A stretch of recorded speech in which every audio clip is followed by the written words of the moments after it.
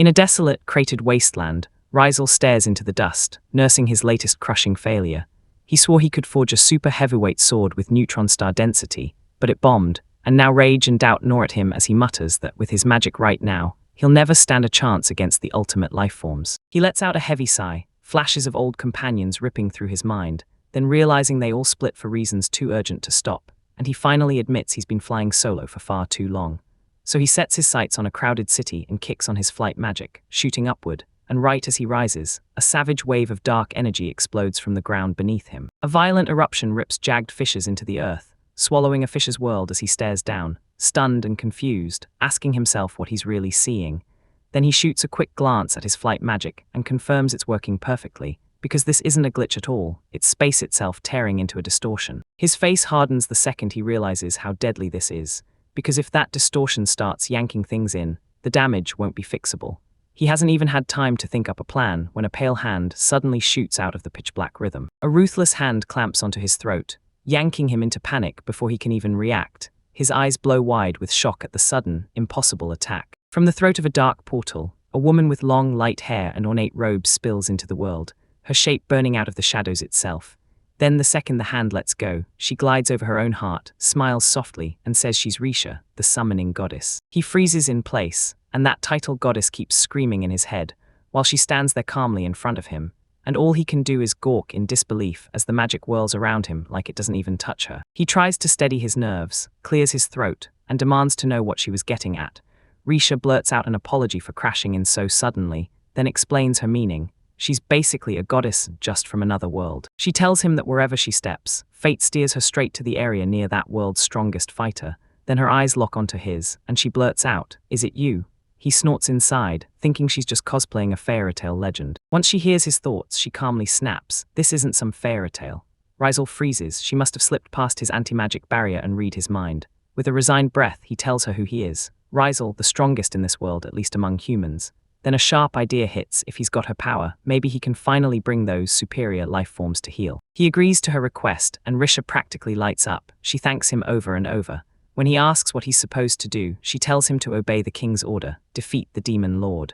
The idea hits him like it's from another world. Then Risha points toward a swirling pocket of darkness and demands, "Are you ready?" Before Rishot can even catch his breath from the mission, he slams into a glowing sphere.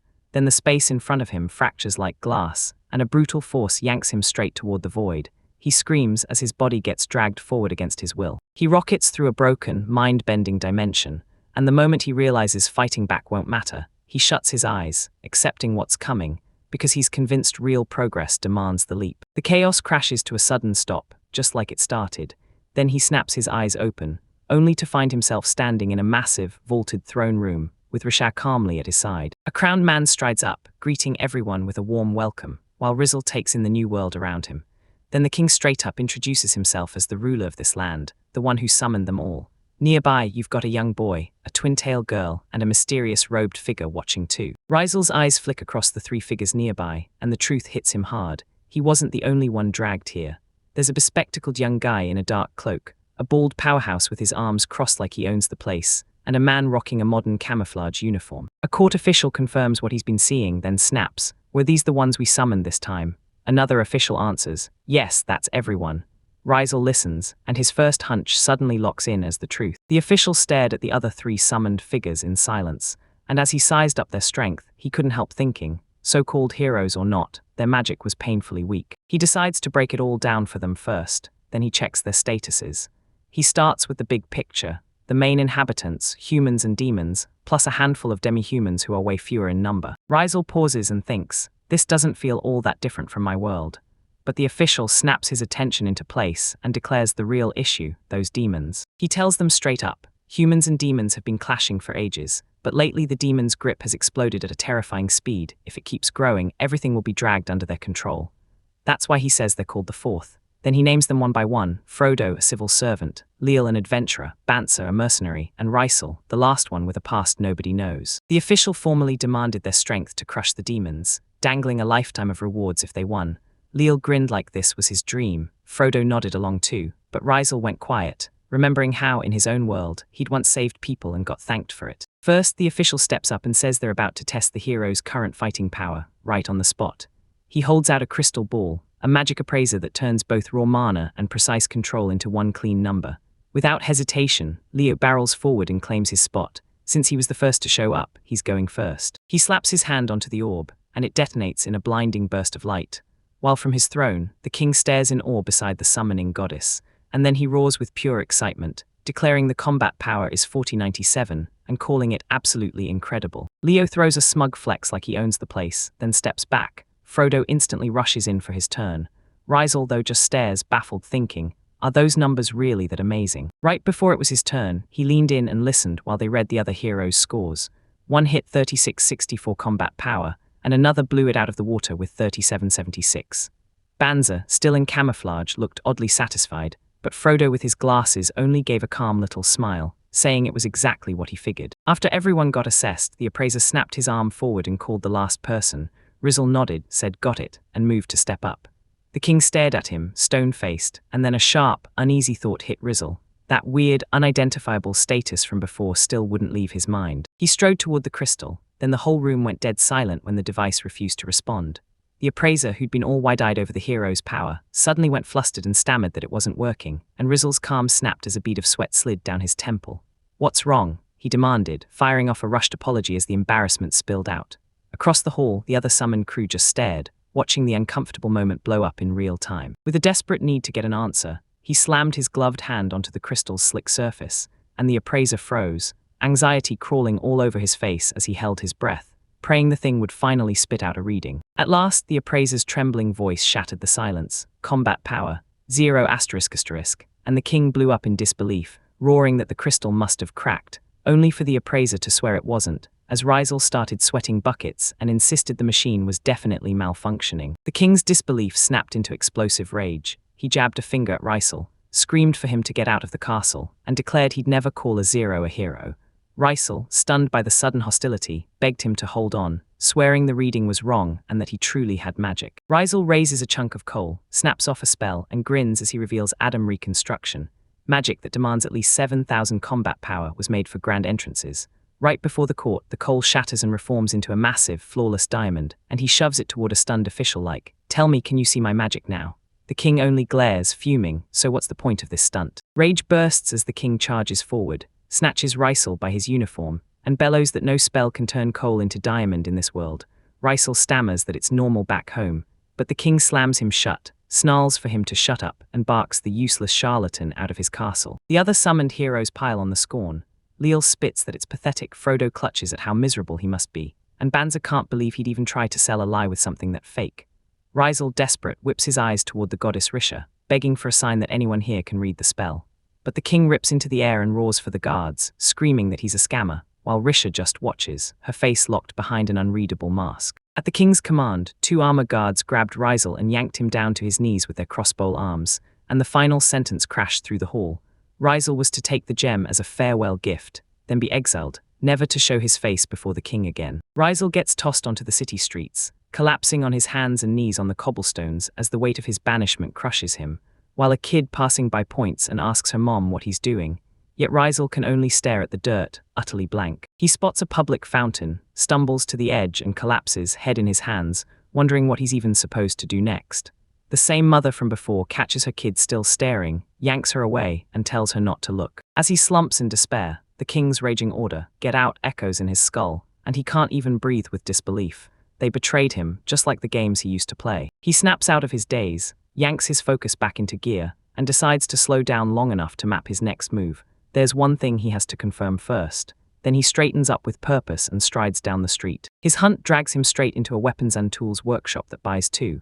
And as he steps inside, Rysel flashes a huge diamond at the elderly shopkeeper. The man leans in, studies the gem like it's priceless treasure, and asks if he can buy it, until Rysel blurts that it's artificially made, terrified they'll accuse him of scamming again. The moment the words land, the shopkeeper's smile dies, replaced by a hard stare as he demands, "Are you messing with me?" Rysel isn't met with accusations, he's met with pure confusion. The shopkeeper insists he's never even heard of an artificial diamond, saying it might only work as an abrasive, and that hits Rysel like a revelation. In this world, nobody has made artificial diamonds yet.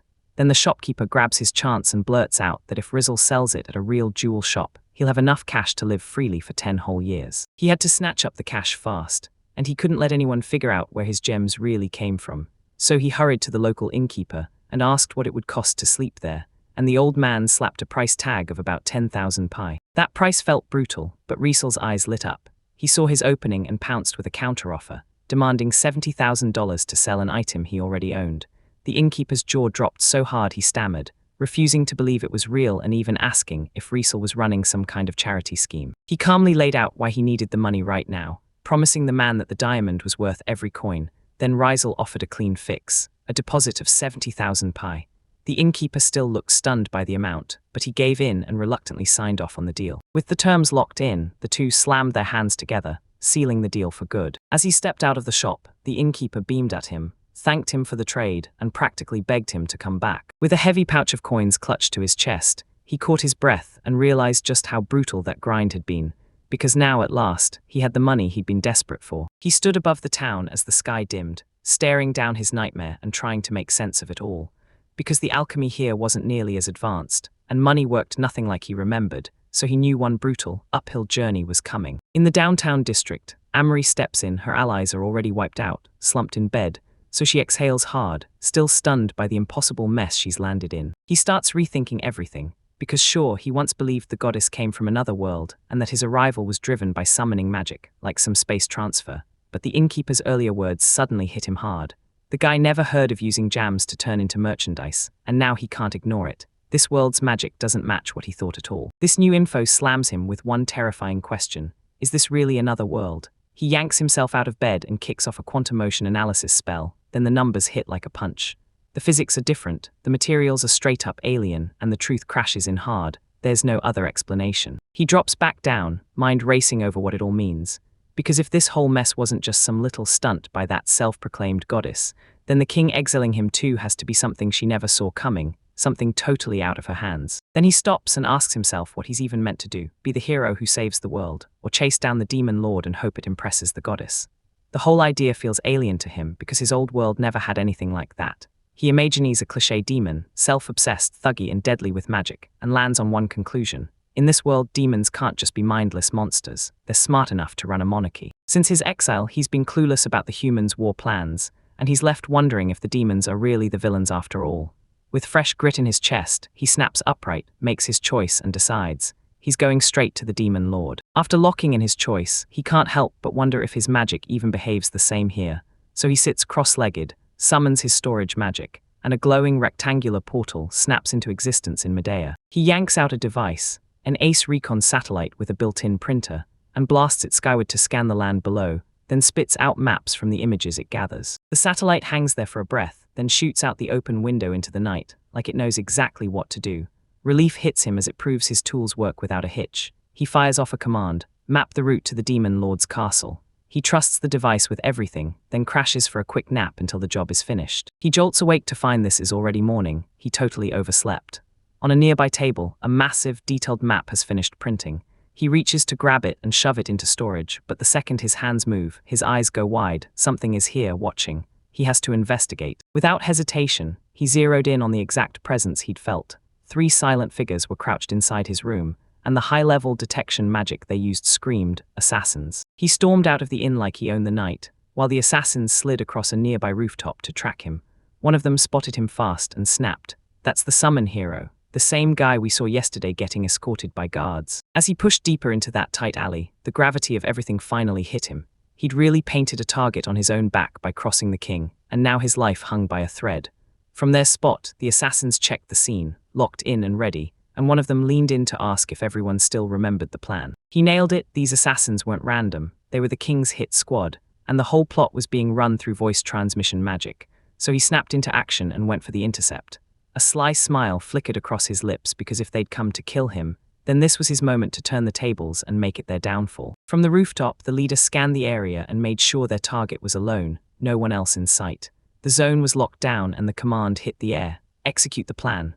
The subordinate snapped back, ready to bring the target's head as proof of the kill. One of the assassins lifted a blowgun to his lips and loosed a single razor-fast dart. A projectile slammed straight into his neck. He immediately knew it was poison built to drop him in seconds, and he tried to hold it off with non-stop protection magic.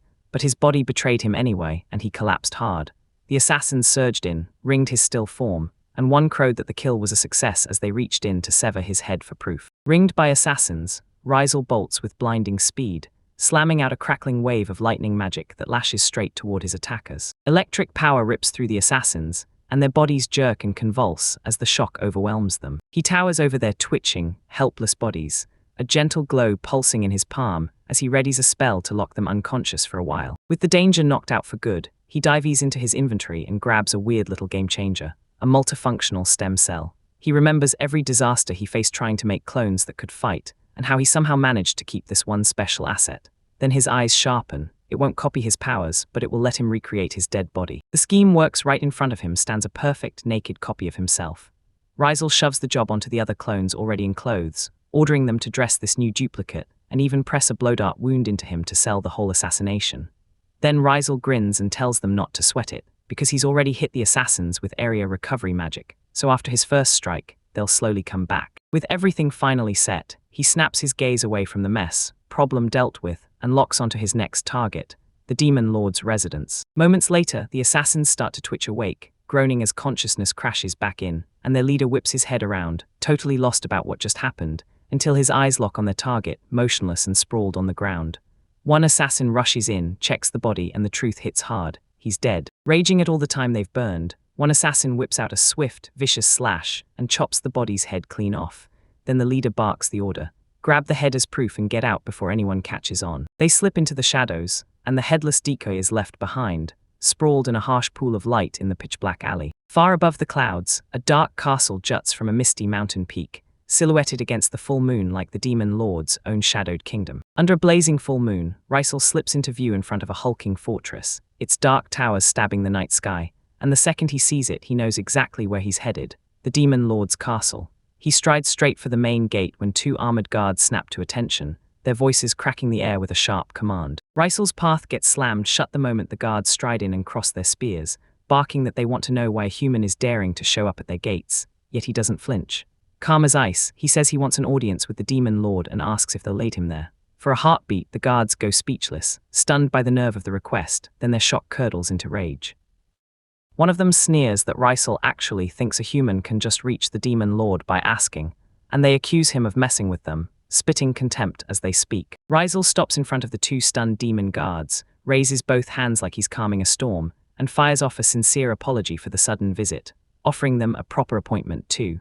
The guards just gawk at him, completely thrown off by how polite he is. That calm on the outside hides a storm of thoughts inside, because the moment he truly thinks it through, it's just ridiculous. They'd never let a human, much less a summoned hero, waltz in and schedule an appointment to meet the Demon Lord. The Horn Guard, still on edge, jabs his spear toward Rizal and grills him over his hero story, asking if he was exiled. Rizal answers yes, admitting he's a summoned hero, but the king still threw him out. He keeps talking and then boom, reveals he was almost wiped out by the king's agents just this morning.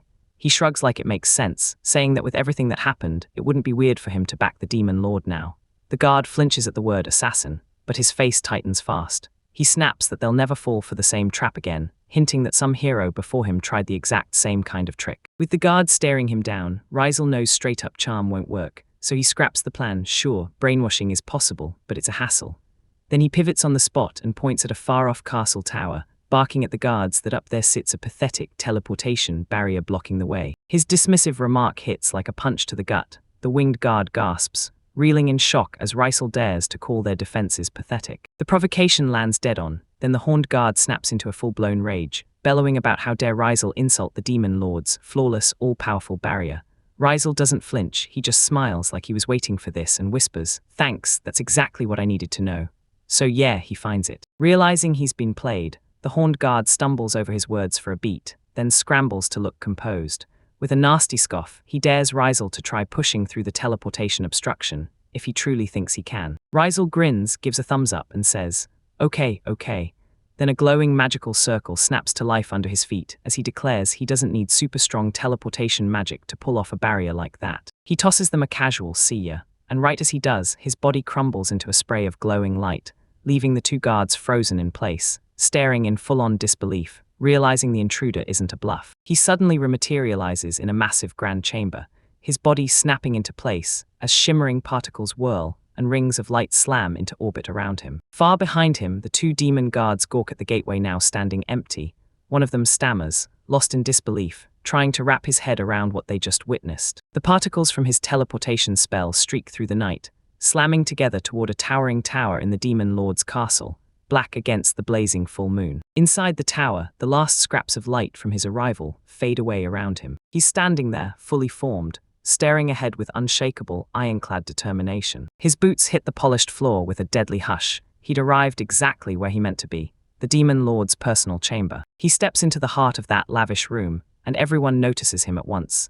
Then a shaky voice cuts in, demanding, "Who are you?" The question comes from a young woman with huge horns on a throne, the Demon Lord herself, while her terrified handmaiden cowers beside her. Her first shock turns to steel as she snaps and demands his name. In the throne room, the Demon Lord is jolted when a stranger crashes in and demands to know who he is. Then Rizal simply studies her with calm focus, realizing her magic power crushes the guards at the gate by 100-fold, and she's got the strength to back it up. The Demon Lord's face twists with panic as she stares at the human, stunned that he's here at all, and furious that her teleportation barrier crumbled. Caught in her own shock, she blurts, "Wait, are you the Demon Lord?" He shoots her a respectful apology for barging through her barrier without so much as asking, and she answers. Yes, she's the Demon Lord, but still looks totally lost, demanding again who he is and why he's here.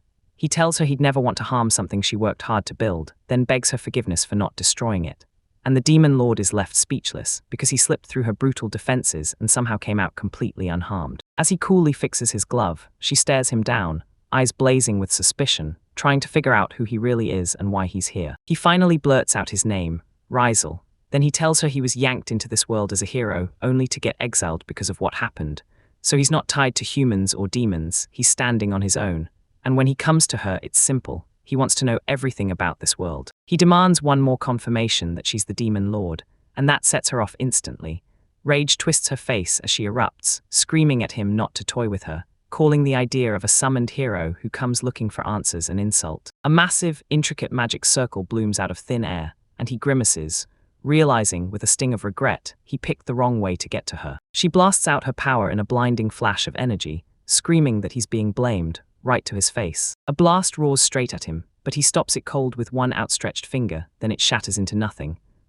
He thinks, dead calm. This is a real mess. I've got zero proof they actually fired me from my hero job. With the attack shut down, the Demon Lord smirks like he planned it all, praising his own skill, while Rizal stands there stone still, silently asking herself what she's supposed to do next. Right away, Horn's warrior lunges in to shield her queen, snapping her spear between the throne and the intruder as dust and debris hammer down from the ceiling. She fires off a sharp question. Is Her Majesty okay? Beside her, another guard can't believe what he's seeing, demanding who this man even is. And while all that chaos swirls, Rizal stays completely frozen in place, hands lounging in his pockets, face impossible to read. The Demon Lord screams a warning. Her own attacks didn't even scratch him, while the horned warrior snaps at his subordinate to stay calm and focus on one thing: wipe out the intruder no matter how hard it is. The guard can barely accept it. If even His Majesty can't do anything, what chance do they have? Rizal just watches, calculating fast. The guard's fighting power is only about 80% of those warriors. Then it hits him. Killing these two is basically a declaration of war, so he decides the smarter move is to prove he's no threat at all. With the Demon Lord's guards closing in, Rizal lifts his hand, and a shimmering magical glyph snaps into existence in front of him. Because even if they think it's a threat, he's determined to push them into seeing that peaceful discussion is the smarter move. In a blink of blazing light, the spell detonates, and Jack and Serena get slammed with it, totally unready, their silhouettes flashing against the blast. From her throne, the Demon Lord snaps out their names in panic. A razor ring of pure energy tears through the guards. Serena freezes in stunned silence as Jack's body gets swallowed by that strange, sparkling magic, his face locked in raw shock. He snaps his hand to his neck, stunned to the core, convinced death just took him. Then the Demon Lord reels too, demanding how they even came back. Rizal stays ice calm and tells the truth. He never tried to kill them in the first place. He keeps talking with that dismissive attitude, snapping at them that they're overreacting. Then he challenges the logic. Why would Jack think he'd die just because his head flies off? The two guards freeze, utterly shocked, speechless with terror and confusion. Her calm finally shatters. When the Demon Lord jabs a finger at her and yells that she's the strange one, she fights back, insisting there's never been any precedent for a spell that lets someone live after being decapitated. Serena tries to back her ruler's logic, but she snaps that it's ridiculous since the Demon Lord is the strongest. Then Rizal barrels in, saying politics has clearly dulled her judgment. He shrugs that he's operating past their common sense, and tells them to stop forcing their limited knowledge onto his moves. The confrontation flips on its head. Rysel sits there, looks up, and watches as the demon lord slides her high-heeled shoe onto the table between them. With a calm edge, he steers the talk back to what matters, reminding her she claimed he was there to gather information. She leans in with a razor-sharp smile that screams confidence. Then she nods. "Go on," she says, "ask anything you want." And when he grins back, pure relief hits him because she's finally ready to answer. The demon lord lets out a cheerful laugh, but her guards stay on edge, trembling with worry. Serena steps in and points out they still have no idea if this man is a threat, while the demon lord just shrugs, saying if it truly goes that way, she'll simply have to give up. She snapped to her worried guards and laid out her plan. She even confessed she struck first, then said taking more pain had no point. "Quit grinding through this," she insisted. "Bet on the choice that gives us a shot of hope." And with total conviction, she swore this guy could turn into an ally, so they should stop fighting and just talk it through. She spun her focus to Rysel and flashed him a comforting smile, and right then a bead of sweat slipped down his face as he realized just how wild things had gotten, only to feel it finally calm. The demon lord stepped in and basically told him, no need to worry, then ordered his companions to wait outside. Her guards traded uneasy looks, and Jack let out a low, thoughtful hum as he wrestled with the command, while Sereno kept staring at him with a tense, worried glance. Even though they hesitated, they stepped up to Rysel and bowed deep, surrendering out of respect. Serena spoke for both of them, promising his wish would be obeyed. Once the guards pledged their loyalty, they marched off, and Rysel was left standing alone with the demon lord. The demon lord sinks into her throne with a cocky grin, legs crossed as she stares down at Rysel, then beckons him to speak, questions, requests, anything, and he wastes no time, offering his thanks. He kicks things off by demanding the truth. Are the rumors real, that humanity is about to get crushed by the demon race that's growing at lightning speed? The demon lord shuts that down instantly, saying every word he heard is dead wrong, and when he's left totally baffled, he blurts out, "Wait, what do you mean?" She tells him the demons aren't getting stronger at all. Over hundreds of years, they've been losing power instead. She swears they've never even thought about subjugating humans. It's the humans who keep shoving them into worse and worse conditions. Then she slaps a rolled-up scroll into his hands and says, "Here, look." He peels the scroll open a crack, and the king's magic hits him like a spark. Then his eyes widen, because he realizes it's the original contract forged between humans and demons. He snaps his gaze off the document and narrows his eyes like he's reading the truth. Then one solid, unmistakable yes. The demon lord seals the answer to the thought he never even dared to say out loud. He reads that clause in his head, and his eyes blow wide with shock, because it says anyone who commits a crime inside demon territory gets judged by human laws, and the demons don't take blame for any harm that hits humans. He jerks back, blurting out how anyone could possibly sign off on something this insane. Reeling from the shock, the demon lord snaps into a history lesson. Generations ago, the hero killed the last demon lord, and that one brutal death proved something terrifying. Since the title only ever goes to the strongest demon, none of them was strong enough to take down the hero. She keeps going, her face set in grim steel, and drops the brutal truth. If the demons won't accept those terms, the hero will seize her throne and end her life. The shock hits him like a brick wall. His fingers clamp down on the chair's armrest as the truth finally clicks, and he mutters, "I get it." His mind races as the implications slam into him. If that goddess already has a hero like this, why drag them in at all? He starts to think maybe she just calls up a fresh hero every time one dies, but the real answer stays stuck, unanswered in his head. He whips around to face the demon lord on her throne and shoots a sharp question. Is the hero who forced that contract on us still alive? The demon lord stares up at him, clearly stunned by what she's hearing. She confirms the hero is alive, and Rysel's confusion only explodes. Contract in hand, he demands why he was summoned at all when he's been exiled, and the demon lord snaps back that without that hero, she would have torn up the contract long ago. She leans in with a razor-sharp grin and tells him that luck has to be watching him, because he barely clawed his way out of death. Those words slam into the air, and all Rysel can do is stare, stunned. Death. The demon lord's voice slams down like doom, and the realization hits him all at once. He didn't get called to save the world. He was brought here to be crushed as a sacrifice. Beneath the full moon, Rysel reels from the demon lord's words, repeating sacrifices like he can't believe what he just heard, his face snapping into urgent concern. He begs her to spell it out, and she just meets his eyes with an unwavering, silent stare. She kicks off her story, saying all these events and unanswered questions began around 600 years ago, right when the very first hero was summoned. Her story crushes the myth. This so-called first hero wasn't even close to legendary strength. He got steamrolled by the combined force of the four heavenly kings, and right there in their ranks were Serena's parents. That brutal loss crushed the human leaders, so they demanded the goddess call up a stronger hero, but everyone that came after felt exactly the same. Rizal caught the pattern, realizing the parents she'd mentioned were actually two of the heavenly kings. Then a spark hit him. The powerful magic tool he carries must have been made by someone from his own world. The demon lord confirmed it without hesitation. He leans in and asks if that goddess really made the tool too, and the demon lord answers with a plain, unstoppable yes. She bears the human's nightmare plan. They craft a combined hero by summoning heroes, forcing them to clash with monsters and demons until they're running on fumes, then crushing them into the combined hero. They keep looping the summons and the absorption, churning out a champion so terrifyingly powerful it crushes the demon lord of that age, and finally lets humanity drag the demons into a deal on their terms. Over centuries, they kept repeating the ritual, until the combined hero grew stronger and stronger, bite by bite. The demon lord shuts down her explanation by spitting out the human logic. Make a hero stronger, because you'll never know when a tougher demon lord will crawl back. Rizal sits there, and the chilling reasoning hits him so clearly it's almost disturbing. He absorbs every brutal detail of her tale, and a cold, grim truth hardens in his eyes. If she's right, then the real monsters he's hunting aren't just villains, they're the goddess and the hero themselves. And that stings because he didn't stumble into this world to fight them. He came here to beg that goddess for a favor. His thoughts darken even more, no favors from her. Not when her endgame is to drag him into becoming another sacrifice for her champion. The image of the goddess Risha, grinning down like she already won, hardens his resolve. He snaps his head back to the demon lord, decision already locked in, and asks permission to test the tale she fed him, promising he'll hunt for proof using his satellite analysis. A bright grid-like interface blooms over his gloved hand, and when she nods, surprise and curiosity flicker across her face as she braces for the kind of detection magic he's about to unleash. He smashes the results onto a translucent screen, an intricate palace map, and studies the data points tied to the past heroes' souls, only to choke on the grim truth that they don't look human anymore. Then he turns to the demon lord and confirms he's found traces of both the magical tool and the combined hero inside the palace, sealing it with one blunt conclusion: her story really is true. The demon lord stumbles back in shock, barking, "How did you even find the palace?"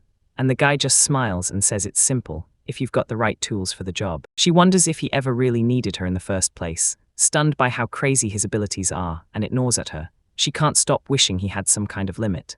Then he nods and admits she's right. Without her, he never would have thought to hunt down the palace for the combined hero or anything tied to it. Flustered, she brushes off his gratitude, but he keeps thanking her, because everything she gave him showed him what was coming, and without that intel, he would have stayed clueless about his own fate as a future sacrifice. His mind is racing, snapping into a fresh strategy. He's decided he has to corner the goddess, so she's forced to send him right back to his world, period. For one heartbeat, the idea of taking the combined hero hostage flashes through his head, but he shuts it down fast, because it won't help the demon lord who actually backed him. Now he's stuck staring at the only question that matters: what's the best way to unleash chaos on a deity? Suddenly, the idea hits him, hard. He whips around toward the demon lord and her eyes pop open in shock at his sudden intensity. "I know," he blurts, then fires a direct question straight at her. He locks eyes with her and drops a shockingly bold proposal, offer after offer until it's clear. He wants her to take down the entire combined hero team with her own hands. Her face tightens as she lays bare the reason she can't breathe without it, because the so-called hero wasn't a savior at all. He was the one who birthed the crushing contracts strangling her people, and he was the butcher who killed her ancestors.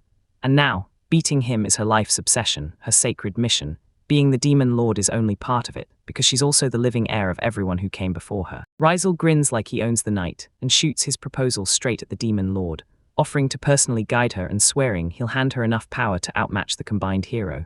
She shoots him a fierce glare, but the moment he says surpass, her eyes light up. She fires back, demanding to know why he'd risk everything for her, and he stays cool as he admits the truth. Getting back to his own world is the prize, and to do it, he'll have to trap the goddess into bargaining. The demon lord gets his reasoning, then his eyes narrow like, "Wait, how could you ever become that strong?" Rizal finally drops the bombshell. The hero she's fighting right now only has about 1/5 of his power, and he swears she can still reach that level if she grinds hard enough. That bombshell hits her like a punch. She snaps back that even a sliver of his power is an impossible wall, and she doubts he's really the strongest in their race. But he waves off her fear, promising she'll be fine as long as she follows his orders. Then he tells her the real secret. Once she spots her weak spots and fixes them, she'll finally see the road to victory. After a beat of pure thought, she steps forward and accepts his offer like it's a promise made in ink. Then Rizal shoots his hand out. The handshake lands, and just like that, their pact is sealed. He tells her to get ready for a Spartan training regimen, and her face drops as she immediately begs for something, anything, less brutal. Once the deal is sealed, she demands to know where they can train, but the moment Sparta hits her thoughts, dread spikes across her face. He pauses for a heartbeat, then declares he's going to run a simulation battle to test her current powers, and he even points out the perfect spot, only a few kilometers away. They zero in on what looks like a map. Then the demon lord jabs a finger at one exact spot and declares it their destination, and Rizal nods and swears he'll take care of the arrangements. Without warning, he rockets her into his arms and demands, "Hold on tight." And she's so shocked she blurts out questions and protests, insisting she's not ready for whatever chaos is about to hit. Her furious protests get swallowed by the night as they blast upward into the sky, one blazing streak of light racing toward a far-off castle tower, all sharp and black against the full moon. He slams their flight to a sudden stop and touches down in a sprawling, lifeless coliseum. Tiered seats rise around a lone central arena, all of it silhouetted against a barren rocky wasteland. Down below, the demon lord tilts her gaze upward as her hair finishes, settling from the brutal jerk. The landing smacks the demon lord so hard he doubles over, dizzy, mumbling that the magic power that yeeted them here in an instant is unreal, while Rizal, lightly sweating, can only cough out a sheepish apology for the brutal ride. She snaps back to normal in a heartbeat, brushing off that quick sting like it's nothing, because she's used to surprises, now, and the second she's steady, her gaze snaps forward as she points at him and demands to know what magic item he's unveiling. He unveils a floating crystal artifact, pure tools to forge a phantom world, and as he explains it, the demon lord just stares in total confusion, because to anyone watching from the outside, it'll look like they're only doing some healthy exercises. He explains that thanks to this illusion, she can stop worrying about anyone catching her losing, and Demon Lord Grimeses, fuming at the item's nasty side effects, still shoots him a reluctant thanks for the thought. She wobbles up to her feet, still not fully steady, and Rizal clocks it right away, then smirks and says, if she's got enough juice for small talk, she's got to be ready to start. Her confidence snaps back the second she squares up to him across the arena, and Rizal's smile drops. His face turns dead serious as he declares, this time I'm going all out. Rizal shoots them a determined grin, clamps his hands together like it's the last move, and roars, all right, let the simulation begin. Again in a huge dead silent coliseum, Rizal faces the demon lord, eyes locked, brain racing, because dodging her spells won't be enough. He decides he has to shut down every single spell before it ever gets the chance to fly. Suddenly the demon lord's eyes flare wide with terror. She feels the jolt of it instantly. He's vanished from her, completely gone. She whips her gaze across the arena and feels his mana flood the air, an expertly crafted smokescreen to hide where he is. She knows she can't land a single spell unless she locks onto the exact instant he strikes. Then boom, her senses scream, catching a sudden shift in his movement. She whips around, yells over there, and snaps up a magical barrier. But even with that lightning-fast move, a tiny white thing slips through and smacks her right on the head, yanking a sharp cry from her as she stumbles forward in agony. As she rubs the sore spot, she looks down and spots a plain sports ball rolling to a stop. Rizal pops back in, cool as ice, and tells her it'll disappear in 3 seconds, daring her to dodge it. She grimaces, thinking for something that's just a ball, it sure packs a punch. She shot her gaze upward and willed it to happen. Then Rizal's voice slid into her head through telepathy, telling her the magic wasn't anything wild at all, just body strengthening. The demon lord froze, stunned by the telepathic control and Rizal's sharp command to dodge the incoming ball, while Rizal smirked to himself, calling her that little bug and itching to see her finally get serious. He keeps that cocky grin, and she snaps into a fierce, competitive smile, then grits her teeth and swears she'll dodge it this time, only for her to get hit again a moment later. Back in the arena, she snaps her hands up and slams them into the incoming object, blocking it just in time, sweat pouring as she realizes she can do this now somehow.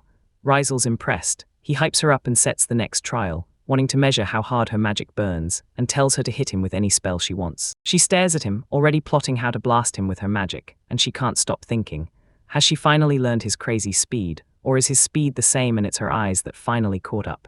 With a deep breath, she steels herself to aim true, not just swing for brute force. Then she rips loose a terrifying spell. Big, blazing magic circles bloom around her, and a frame cannon materializes Medea, snapping and crackling with raw power, while across the arena Rizal watches the whole monster of an attack take shape and calmly thinks he should probably throw up a simple barrier, just in case. He stands his ground as the demon lord's massive spell crashes into his defense, and with a desperate shout, she begs for her attack to hit, only to see the magic construct in front of him crack, splinter, and fall apart under the sheer pressure. The barrier rips apart, and a cataclysmic burst of dark magic detonates through the Colosseum, swallowing everything in a roaring wave. With the dust finally settling, the demon girl wheezes through the victory like she's caught in her own triumph. Then she boldly demands an honest verdict on her power. Across the arena, Rizal just stands there, eyes locked on the huge, jagged hole torn through his barrier, and the shock hits him hard. She actually managed to crack his defense against everything he expected. Under full moon, the demon Lord Pants stands in front of a shattered coliseum, breathing hard as if she just ran for her life, sweat dripping down her face while she glares at her opponent and fires off, half proud and half wiped out. How was that? He stands across the plaza like nothing phases him, but the truth hits him anyway. He's wiped out inside.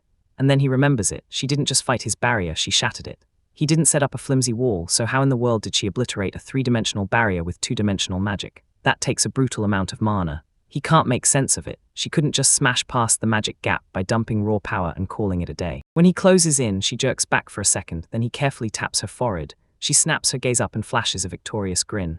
"I hit you," she declares, and he beams back, praising her hard work like it's amazing. But inside his head, he's already doing the math, wondering how much brutal firepower that Demon Lord could unleash if she amps up her magic even more. His chill attitude totally throws her off, especially when he blurts that the next test should be busting a barrier hole, and she immediately slams a hand up, yelling for him to wait. She snaps that he's not taking this seriously and demands a moment to get herself together. Right after their quick break, she shoots him a question. What does he even mean by a barrier? Without hesitation, he flicks his hand and conjures a tiny, glowing orb of light in his palm. Then he grins and says he'll raise it right now, telling her to slam the strongest magic she's got at. She hesitates, unsure if letting loose with her full power won't blow the whole area to pieces. Like, what if it goes too far? He laughs it off, dead sure. This barrier drinks up every attack, no exceptions. His words hit her, and a bead of sweat slid down her face. Then a crooked, excited grin snapped into place as she realized just how wild and irregular this guy was, and that fueled her to accept the challenge with fresh fire. She clenches her focus, eyes blazing with intensity, and boom, a massive triangular magic sigil erupts in the air, pulsing with overwhelming power as she declares, "This is me at full strength with." With that declaration, she fires off a blinding, destructive blast, an earth-shaking surge tearing across the plaza, straight for the plain, translucent wall of magic Rissel has just raised. That massive blast slams into the shimmering barrier, and then it just disappears, swallowed clean with zero trace. The wall ripples for a split second, then steadies again like nothing happened. The Demon Lord's eyes go wide, her jaw drops, and she blurts out in stunned disbelief. It actually absorbed it. She stared as the final flicker of her power got sucked into the transparent barrier. Then the barrier vanished like it never existed at all, while Rysel stood on the tiled floor, perfectly unharmed. He stared at her like it didn't impress him one bit and snapped, asking if this was really everything she had. Then she stumbled into a flustered, sarcastic apology for not living up to his standards. Rysel stayed icy calm, agreed that her read was right, and asked if she had a problem with it. She snapped her eyes away, cheeks puffing with frustration, trying to figure out what he meant. Then he told her not to sink into that mood, saying the test had finally given him one crystal-clear insight. He told her to throw everything she had at it, and she did. Then he blurted out an apology, only realizing he hadn't even bothered to ask her name. Riley demanded if he was really the kind who saw nothing in his dreams, and he had to admit it happened all the time. She accepted his sorry but snapped back that it was partly her fault too, then formally introduced herself as the Demon Lord, saying her name was Mersha. And just like that, she laid it out. She needed his help to wipe out the United Hero. Rysel thanks Mare Shaw for being so honest, tells her she doesn't need to feel so low, and then explains the truth. Her magic power is ridiculously strong, but her magic formations still need work. To make it clear, he breaks it down as a three-part formula. Mana is the reservoir, magic output is the flow, and magic control is the pressure, with the magic formation itself as the solid foundation. As he keeps talking, he drops a killer example. A human's mana can't stand up to dragons, but dragons can't pull off complex spells either. So with razor-sharp magic control, a human can pull off the impossible and take down one.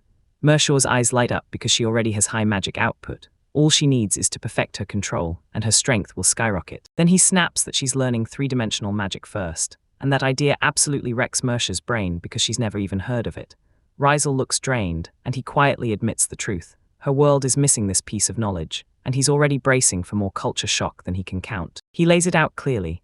The two-dimensional magic she casts is like a one-time, flat resource, while the three-dimensional magic is endless, solid and unlimited, so the power she wields has no limits. With a confident grin, he declares that this power lets her grow as big as she wants, and that thought instantly unnerves Mayashaw, because the idea of living with a terrifying third-person view scares her to her core. She stayed razor-skeptical, doubting how anyone could use magic she couldn't even break down. Then Rysel admitted he couldn't use it at birth either, so he had to forge his own training method. Mayashaw snapped in pure annoyance that he should have told her from the start, and she immediately dodged the issue, asking why he'd waste time training her when he could just kill the hero and yank himself back to his world. He coolly says he's got two reasons. First, he's grateful for what she told him, and second, the real push. He's trying to recruit her, forge her into someone stronger, and bring her into his world as part of his party. He slaps down a condition, only if she agrees, and the offer hits so hard Mayor Shaw literally stumbles backward into a brand new pit in the floor, stunned out of his mind, demanding to know exactly what he means. He leans in and admits it. He needs her because there's an enemy in front of him that he can't beat alone, not even with all his willpower. He's always been searching for a second hand, and he came into this world for one reason, to find someone worthy of that role. He stares at her with iron resolve, saying he's checked. She's the perfect candidate. So even with Demon Lord on her shoulders, Mayor Shah gets shaken. Knowing he might be reaching for the impossible, she clenches her resolve and accepts his offer. He thanks her, praising how kind and dependable she's been. Then Mayor Shaw snaps right in and calls it out like, "You're acting like you're helping her for free, and she won't accept sewing favors." She smirks and says she's got a request for him, so he leans in, totally hooked, and demands to hear what it is. Mersha tells him her younger sister, same kind of power, has been hit with a mysterious illness that's slowly wrecking her body, and her hope is that the sister can still become a Demon Lord candidate once she's transporting to his world, but right now she can't even fight. So she begs Rizal to help her, maybe he can cure it. Rizal weighs the request, admits medicine isn't his strong suit, but says he'll try and at least take a look at the girl, no guarantees.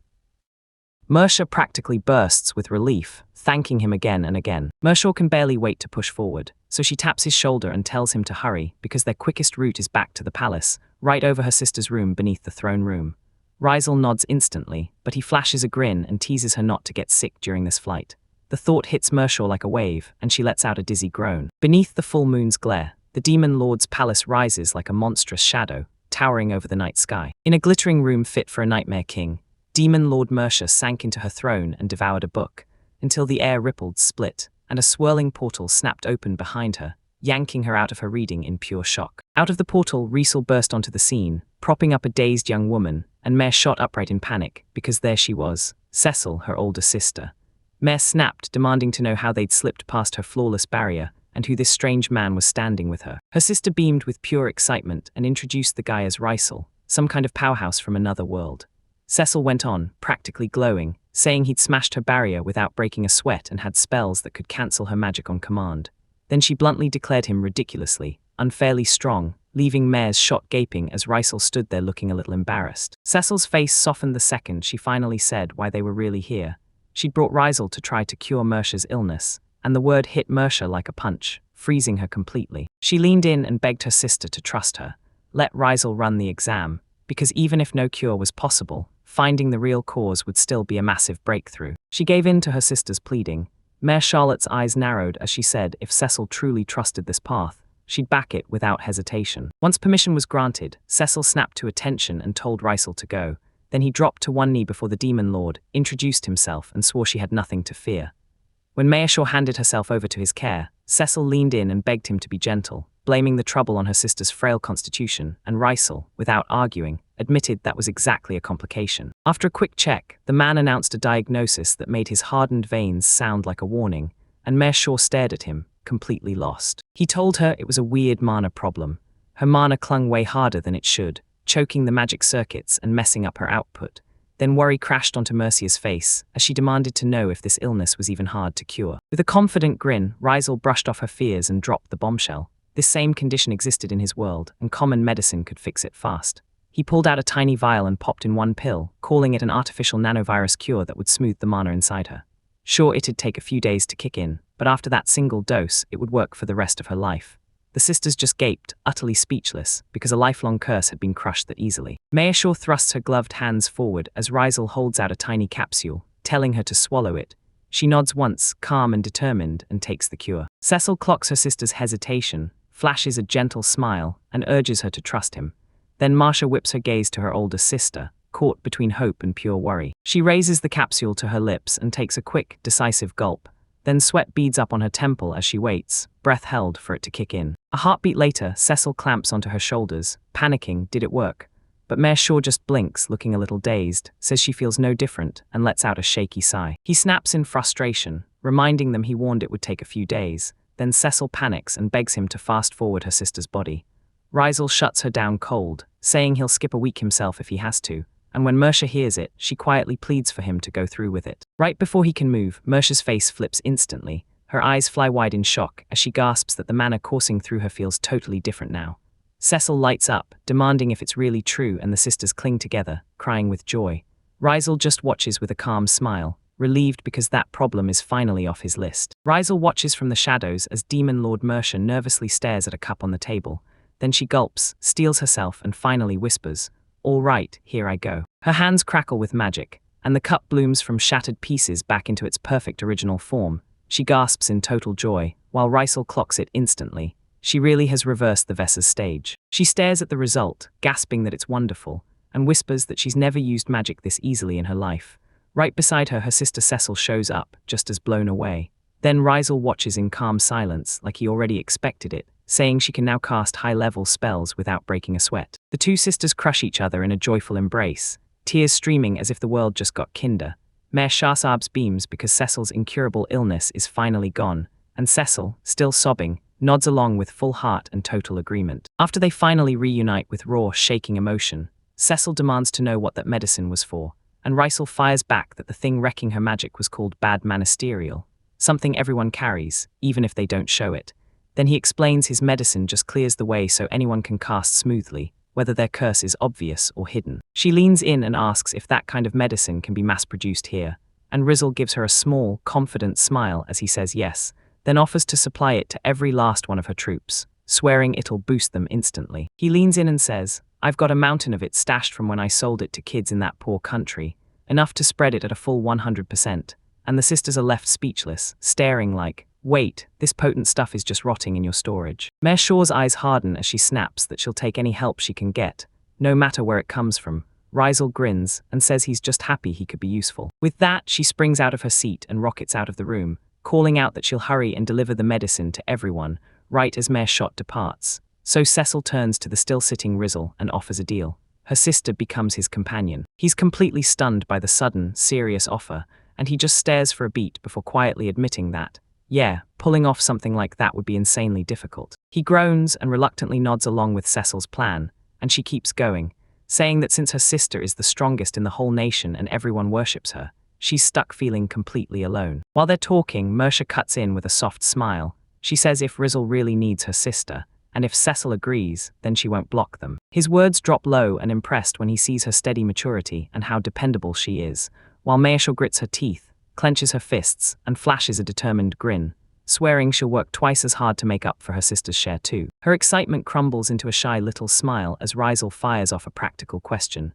"Have you ever governed before?" She hangs her head and admits, with a sheepish grin, that she has zero experience. He shrugs like, "Yeah, that works, because it's useful," and then he whips out a small rectangular device, calling it an A-simulator, an educational magic item that can pour knowledge straight from every kind of expert. Right before she can even reply, Cecil bursts back into the room like a victory parade, smiling wide as she declares she's handed out every last drop of medicine, and a startled Mare Shaw snaps her attention to her sister, baffled like, "Wait, what just happened?" Rysel watches her step in, silently realizing she couldn't have returned at a better time, right when it mattered. Mersha sits beside him, eyes huge, totally baffled. He whips around to the fresh demon and declares what he's going to do. He's going to draw out the outer memories, and Cecil smiles right away, agreeing without a beat, like it's nothing at all. Her confidence crumbles the moment his words land, and she jerks back, screaming in alarm, demanding to know why he's after her memories, while Mersha beside her just keeps smiling. Rysel steadies a panicked Cecil and tells her memories won't vanish. He just needs the A-simulator to copy her experience and turn it into teaching material, and the second Mare Shah figures it out, Rysel orders Cecil to slap the device's component onto her head. He breathed out in relief that she got it so fast, then slowly slid the memory crystal into the device. Mersha stared at his hands like they were magic, gasping and sighing in pure disbelief, unable to wrap her head around how he pulled it off, and blurting, "What are you even made of?" He just smirked, then leaned toward her and asked, "You ready?" As Rysel and her sister Cecil watch closely, Marisha leans in with one last burst of courage, telling Cecil it's fine, telling her to go for it and start the procedure. And when Rysel cracks a smile, you can tell she's locked in with unwavering resolve. Cecil shuts her eyes as a finger slams a button on the console beside her, and a cold, mechanical voice booms that the memory, crystal, and gear are all set, then declares the operation officially underway. The device kicks on, and a blinding glow engulfs Cecil as the system chirps that it's starting the import, while down below, Shaw stares at his sister, a little fear creeping into his eyes. As the light fades, Rizal leans in and declares the job is done. He says the simulator for the demon leader is fully imported, and one use will be enough. Then he snaps, "Cecil, press the red magic stone in the middle of the console," and Cecil nods, but you can see the nerves shaking in her face. The moment she touches it, a huge sheet of light erupts in midair. Then Marcia and Cecil Gaspin snap to attention as Mercia's face lights up on the screen. The screen flashes a question: what would you do in this situation? Mayor Shaw snaps into action, instantly recognizing it as last year's famine, and she starts weighing the third option with what she has on hand. She flickers with the thought of what might have happened if she'd picked the second option. Then the simulation snaps and declares her choice correct. Mayor Shaw erupts into joy, clapping her hands like they just won everything. Cecil beams with pure pride, locking in that it really was the right answer, exactly like her sister would have predicted, and then drops the bombshell that they've actually pulled that same solution off in real life. As Riesel strides away, she leans in and tells Mayashaw this is the exact way she'll rack up experience, then asks if the plan is okay. With fresh grit surging back, Mayashaw vows she'll give her best, right now and for what's coming next, because she can't ignore how insanely helpful that simulator is. Cecil scoops her younger sister into a tight embrace, presses her head to Marisha with pure affection, and tells her, "From here on out, I'm counting on you." Marisha grins back instantly, no second thoughts, just a sure yes. The next day, she takes a seat across from Rise at the table, and he declares it's time to kick off the second stage of her training. She's about to go beyond the combined heroes. He leans in and asks if she's ready. Mayashaw's resolve surges as she nods and puts herself completely in his hands. She spots a weird little vase-shaped thing on the table, and her eyes light up as she realizes it's a magic repeller, adorable shape and all, but she can't help wondering if it's actually safe for her room, and he tells her not to worry. He explains that the device attacks the magic inside the room, blasting it away to create a pocket of low magic density, and it has to rip apart any magic hiding inside anything living that wanders into its range. The thought slams into her like a nightmare. She gasps and screams, begging to know if this process could kill her and what it would do to her body. She keeps pressing him, firing off the question, what are they even supposed to do with something this dangerous?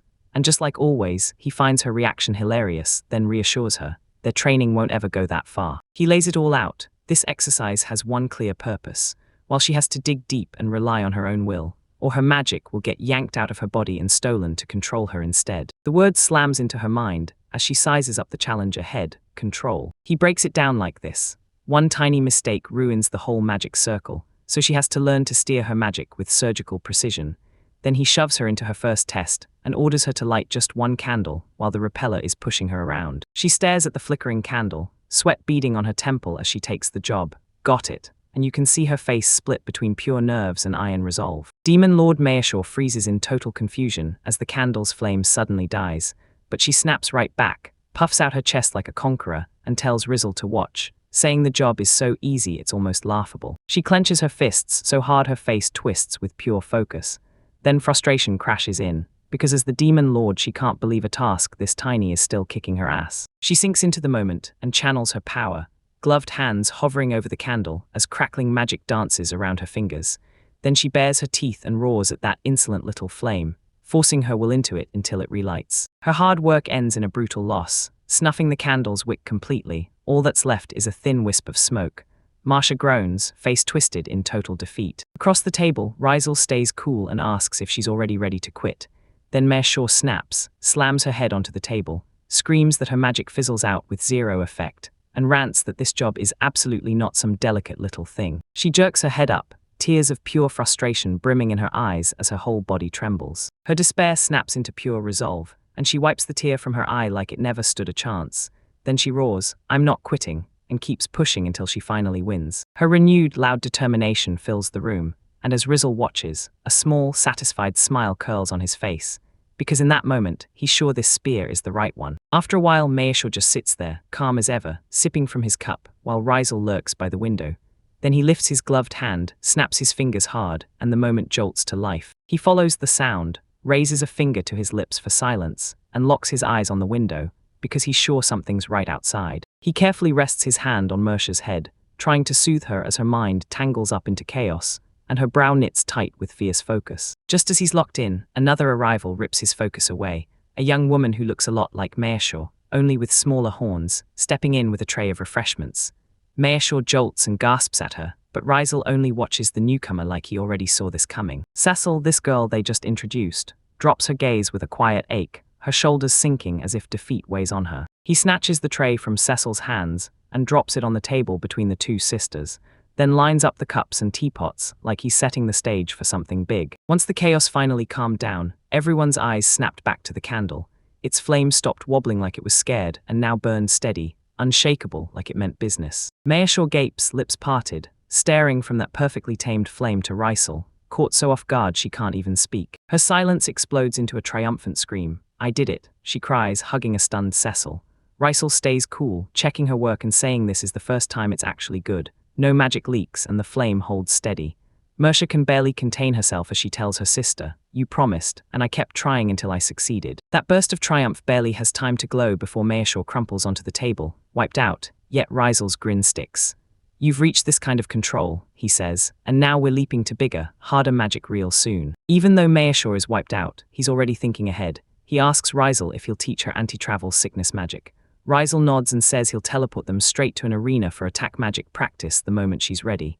Cecil watches them and just can't help it. She thinks about how powerful her sister has become, then blurts out that she wants a next time. Under the dark night sky, a huge empty amphitheater sits death silent, and right at the center of its stage, a tiny device spits out a faint burst of sparkling particles into the air. Mayashaw stands locked in, her hands cradling a teardrop-shaped orb of dark, swirling energy that throbs like it's holding a storm back. Energy blasts from her hands, smashing together a huge, intricate magical seal floating above, while down in the stands, Rysel stares as the whole display erupts in front of him. As the last scraps of the magical construct crumble away, he lifts his gaze to her and quietly gives the nod, telling her she made it. Mershaw snaps his fist shut in victory after hearing the approval.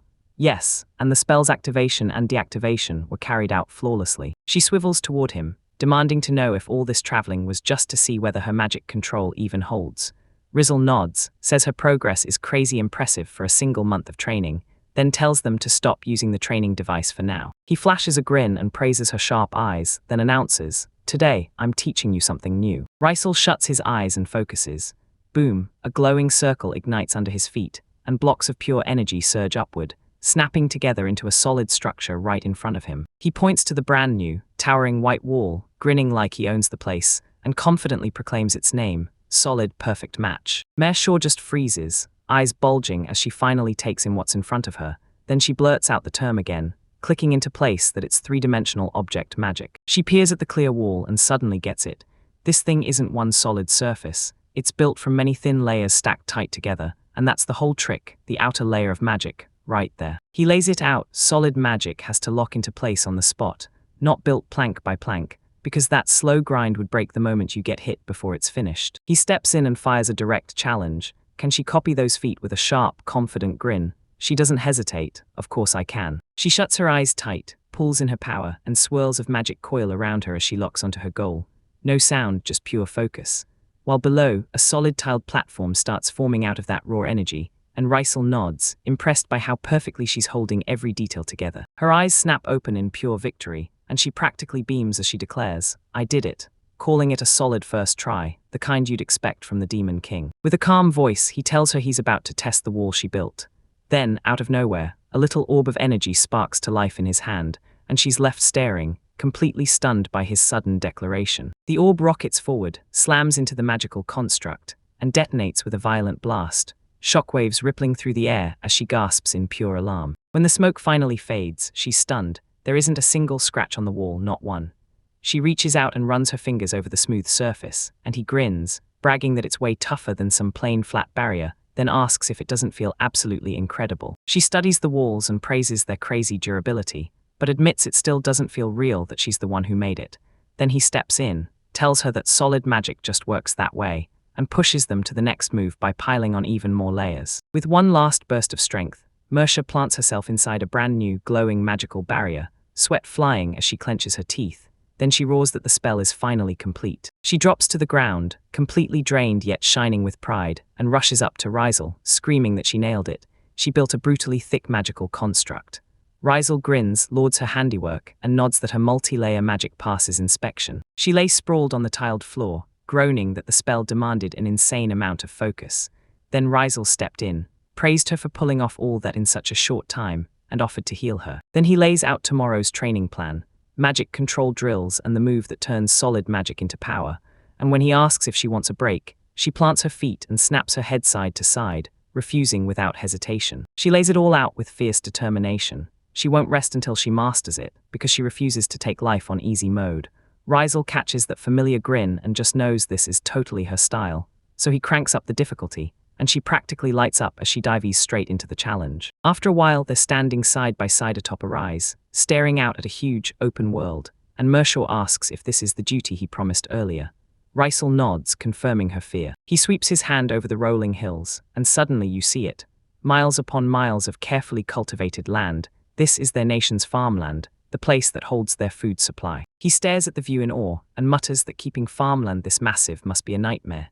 Then Mershaw explains the reason. Hardly any rain ever falls there, so generation after generation of demon lords have had to rely on rain shower spells. Then it hits him, clear as day. A demon lord needs a massive stash of magic to summon rain over that huge field, and he blurts out his guess that this isn't the only reason she dragged him here. Mershaw just smirks, like she can't believe he saw it. Then he leans in and asks if she's cracked the structure of the multi-layer rain shower spell, saying it should be insanely efficient for the job. Mershaw nods that she's got it, but her voice shakes as she admits this is her very first time using it, and she's terrified she won't pull it off perfectly. She speaks up, worried she'd never want to drag her own people into some magic explosion. Then Rysel, with that small, knowing smile, picks up on her hesitation and asks if she wants him to watch over her. Her face erupts into a bright red flush as she clutches her head, totally wrecked by embarrassment, and Rysel clocks it instantly, thinking that the way she's eager to put her training to work shows she's hungry to get better. She steadies herself, nods fast, and throws herself into his care, ready for whatever comes next. Then Rysel snaps into action, insisting on seeing her spell structure first, and admitting that farming just isn't his strong suit. She snaps her focus and starts the incantation, her hands carving a huge, intricate magic circle that flares with blinding light. As he stares at those glowing glyphs, he pieces together exactly what the spell is meant to do: fertilize the land, load it with nutrients, and force the growth to explode faster than it should. He gives a sharp nod, grinning through the certainty. It's a blessed rain spell. Then he tells her to show him the self-made spell she's been cooking up, and he even reassures the jittery demon lord, "Relax, I'll spot anything that needs fixing the second I see it." So she swallows her nerves and gives a tiny, shaky, okay. She steals a steady breath and forces herself to stay calm, like this isn't her first rodeo, it's just another training session. Mana swirls up around her, wrapping into several tight, concentric rings of light. As he watches her start casting, Rysel clocks every detail inside, spotting the magic circle, checking its structure, and measuring exactly how much mana she's pouring into it. Rysel stands on the sidelines, eyes shining with pure admiration, totally stunned by the talent in front of him. She's already made it this far on her very first try. A confident grin spreads across his face as he barks the order. Good job, now activated. The second Mershaw hears the word, she jolts, then steals her heart and blasts out an affirmation. She snaps her hands together, and radiant magical energy starts to gather, blazing between her palms. The power detonates upward, blazing into the sky as a giant, glowing sphere of light that looms over the endless plains. While down below, Mershaw stands alone, pouring every ounce of that monstrous spell into the air. Moments later, its power sweeps across the land. Then a soft rain starts to pour, soaking the parched fields and lifting the villagers' spirits as they stare up at the sky, filled with hope. The villagers burst into cheers, swearing this sudden downpour is the demon lord's blessed rain, and they stare in awe at the giant magic circle of the year, thanking her with all their hearts. While Mershaw watches, a deep wave of pride hits her, and she finally realizes she really did pull it off. With the job done, she whips back to Rysel, eyes burning with exhaustion and worry, and presses him for his assessment, voice shaky. He blurts out praise without a second thought, swearing her performance is flawless and calling for a harvest that'll shatter records. And when the words hit him, it feels like they knock the breath out of him, because he drops to his knees in an instant. His approval hit like a switch, and all Mershaw needed was those words.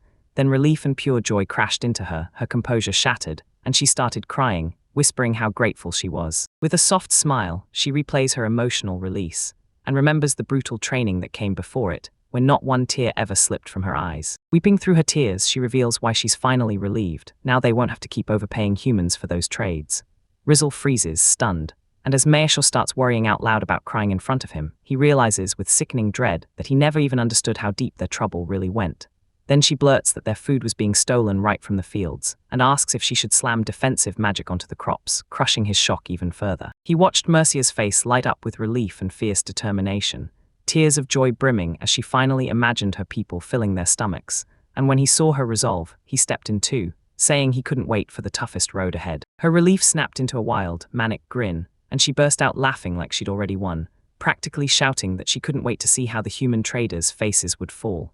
Meanwhile, he could only stare, stunned at how fast her joy turned into pure, vengeful fury. As the blessed rain kept pounding down, joy erupted across the demon lands, fields and farms alike, every villager from men and women to children, all staring up at the sky with shining hope, grateful tears, and the sweet relief as that life-giving water soaked into the earth. Snow drifts quietly over the grand royal capital, frosting the city's shining towers, while inside the palace walls, power struggles simmer like a storm about to break. Inside one of those halls, a top noble yanks at his tunic collar, knuckles going white as he swallows a shocking report. Rage erupts in him as he lunges for answers, screaming at a trembling subordinate about disaster sales that have dropped a brutal 95%, and when the terrified aide can only stammer, yes, he snarls not to test him, then demands the affirmation again. Rage doesn't cool off for him. This noble keeps hammering the same question, furious and loud, as his voice slams through the chamber while his aide sweats, stumbling over words they can't quite make sense of. At last, the subordinate snapped out the truth. When their merchants tried to trade, demon border officers shut them down cold. The message was unmistakable. The demon realm's self-sustaining power had cracked past 100%, so they didn't need a single human good anymore. As the aide panics, memories crash in, officials executed for even hinting at displeasing royalty. The noble's rage doesn't fade, it hardens into a cold, sinister plan. He whips around to Regius and demands, "Are the 3 summon heroes ready?" Regius confirms they're well equipped, and the noble's next words hit like a blade. "Then order them, attack the demon lord's city." Regius jolts in shock, but the noble leans in and spells it out. Kill the demon lord, then lock in a permanent trade condition in their contract. The first aide voice panics, saying the heroes aren't strong enough for something like that, and the noble just sighs, brushing the worry off like it's nothing, like he already knows. Then he drops the real, terrifying truth of his plan: send the heroes to die and force the demons to break their treaties Act 7, Section 3, which bans them from killing a summoned hero. Once they violate it, war erupts. Regius calls out the problem. The dead heroes can't fuse into the combined hero, yet nobody listens. The noble shrugs off the loss of 1 or 2 heroes, as the price humanity must pay for honor in this crisis. Then the order landing with a final command, he waves his subordinates away. They scatter instantly, and the merchant nearly exhales with relief, escaping with his life. All alone, he stares at a scroll, sneering at the foolish demons, and vows that no matter what tricks they've pulled, he'll make them grasp one thing: they're not allowed to defy the will of humans. As Regius strides through the ornate hallway, the last words from the room behind him slam into his head, plans locked in, and an all-out strike on the demon capital about to begin. He didn't notice it at all. 2 others hung around the same door. Banza, one of the summoned heroes, snapped his head toward his partner and admitted eavesdropping wasn't his usual thing. The young woman beside him shot him a look and asked, "Did you hear it too?" They were talking about an invasion of the demon capital. Her words crushed every shred of hope. Now Banza feels the full, horrifying weight of that conversation slam into him, while the king's voice spells out the monster plan: unleash demons to wipe out the heroes and spark a brutal war between the 2 races. Cold sweat pours down his brow as the truth clicks. He's realizing it with dread. They're being used. In the grand hall, Banza marches alone, weighed down by his own thoughts. Then he shakes off a dark possibility, telling himself that if their hosts really wanted them dead, they'd have been gone by now. He halts dead in his tracks, and doubt slams back into him, hard. He can't shake the terrifying idea that the king might truly be planning to wipe out every single summon hero. He gives a small shake of his head, tries to shove the paranoia aside, swearing to himself it's just overthinking, but the worry still hangs in his expression like it won't let go. The story slams into a massive wasteland of rock and dust, a brutal emptiness far away from the shiny halls of the castle. In this dead, barren stretch of nowhere, Mayor Shaw, face streaked with dirt, surveys the emptiness with Rysel standing right behind her, and she can't help but point out just how utterly deserted this place really is. She asks if this is where they're running their simulation battle, and Rysel grins. Her skills have jumped so hard in the last 6 months that the normal arena would get wrecked, plus he can't feel a single village anywhere nearby. He whips around at her with a confident grin and drops a challenge, asking if she's not ready to go all out too. She whips her gaze back with a smug grin and snaps that he knows the answer perfectly, like she's daring him to try stopping what's coming. They stare each other down, practically buzzing with anticipation. Rysel tells Mersha to stop holding back, and she grins like she's been waiting, saying she'll go all out this time. Mersha doesn't hesitate for a single second. Her power erupts, lightning-bright energy swirls, and she whips a magic spear into existence, launching a blinding, lightning-fast bolt of magical force straight at it. As Ryzel's enemy unleashes a hailstorm of magic spears at him, Ryzel stays icy calm and clocks the problem fast. One flimsy barrier won't stop them all. So he snaps into action and conjures a heavy iron barrier, a solid wall of force that slams into the volley and turns the spears into sparks with every impact. He sees her play coming, and as Mayashaw stands there with that smug confidence, he flips the script and shows his real shield, magnet counter. The moment he clocks her homing bolts lining up for impact, he snaps into action, already plotting his next move. His technique erases the homing bolts on the spot, ripping them out of their tracks and hurling them into spiraling energy vortexes until they burst into harmless flashes around him. Then Mayashaw, staring from a distance, can only blink in total disbelief, shouting over and over that this can't be possible. He doesn't let her breathe. She's still reeling from the shock, furious at her own slip in focus, while Mayashaw watches him instantly disappear from his spot with a snap flash step. The ground where he stood just seconds ago blows apart from the impact of his exit. She manages a sharp exhale, barely dodging the immediate counterattack. A faint magical glow danced around Ryzel's hand as he flashed a confident smile and praised his opponent's effort. Then he leaned in and declared, "Now it's my turn." As soon as he declares it, a heavy mist crashes into the area, swallowing everything in a sickly blanket. Mersha's eyes snap open because he instantly knows. It's a sensory-numbing spell. And right there, his Rissel stands calm inside a protective barrier. Mersha clenched her teeth and with pure desperation, hurled a blazing orb of light, praying her countermeasure would hold. Ryzel watched closely, clocking the antidote magic, and his eyes widened as he realized this wasn't some simple trick. A razor-detailed magic circle snapped into existence right in front of her. Her spell detonates into a wild storm of energy, swallowing every inch of Ryzel's position, and when it all clears, Mershaw grins, calling it the move that seals the duel for good. But as the blast finally dies down, Ryzel stands there stone casual, completely unhurt on scorched ground, with a relaxed grin like nothing happened. He even asks what's wrong, says he's totally fine, and leaves Mersha's frozen, staring in pure, wide-eyed disbelief. She's completely stunned, staring at him like, "How did you survive without even putting up a barrier?" Ryzel stays cool and tells her to check her magic circle again, then it hits her. With a laugh, he admits it was easy to rewrite her spell's target into nothing, but he warns her not to try it on people, because you can't ever be sure the target won't secretly get flipped to hit an ally instead. Mersha gets crushed by the full weight of her blunder. She drops to the ground, face burning, mumbling that she let her excitement get the best of her, and that trying a huge-scale technique was a terrible, fatal mistake. He catches that flash of despair in her eyes, then steps in with calm words and steady reassurance, telling her not to panic, because he's sure the combined heroes don't have the chops to undo magic circles, so her plan is still going to hit where it counts in the real fight. As he strides toward her, he keeps on analyzing every move, praising her master plan to the skies.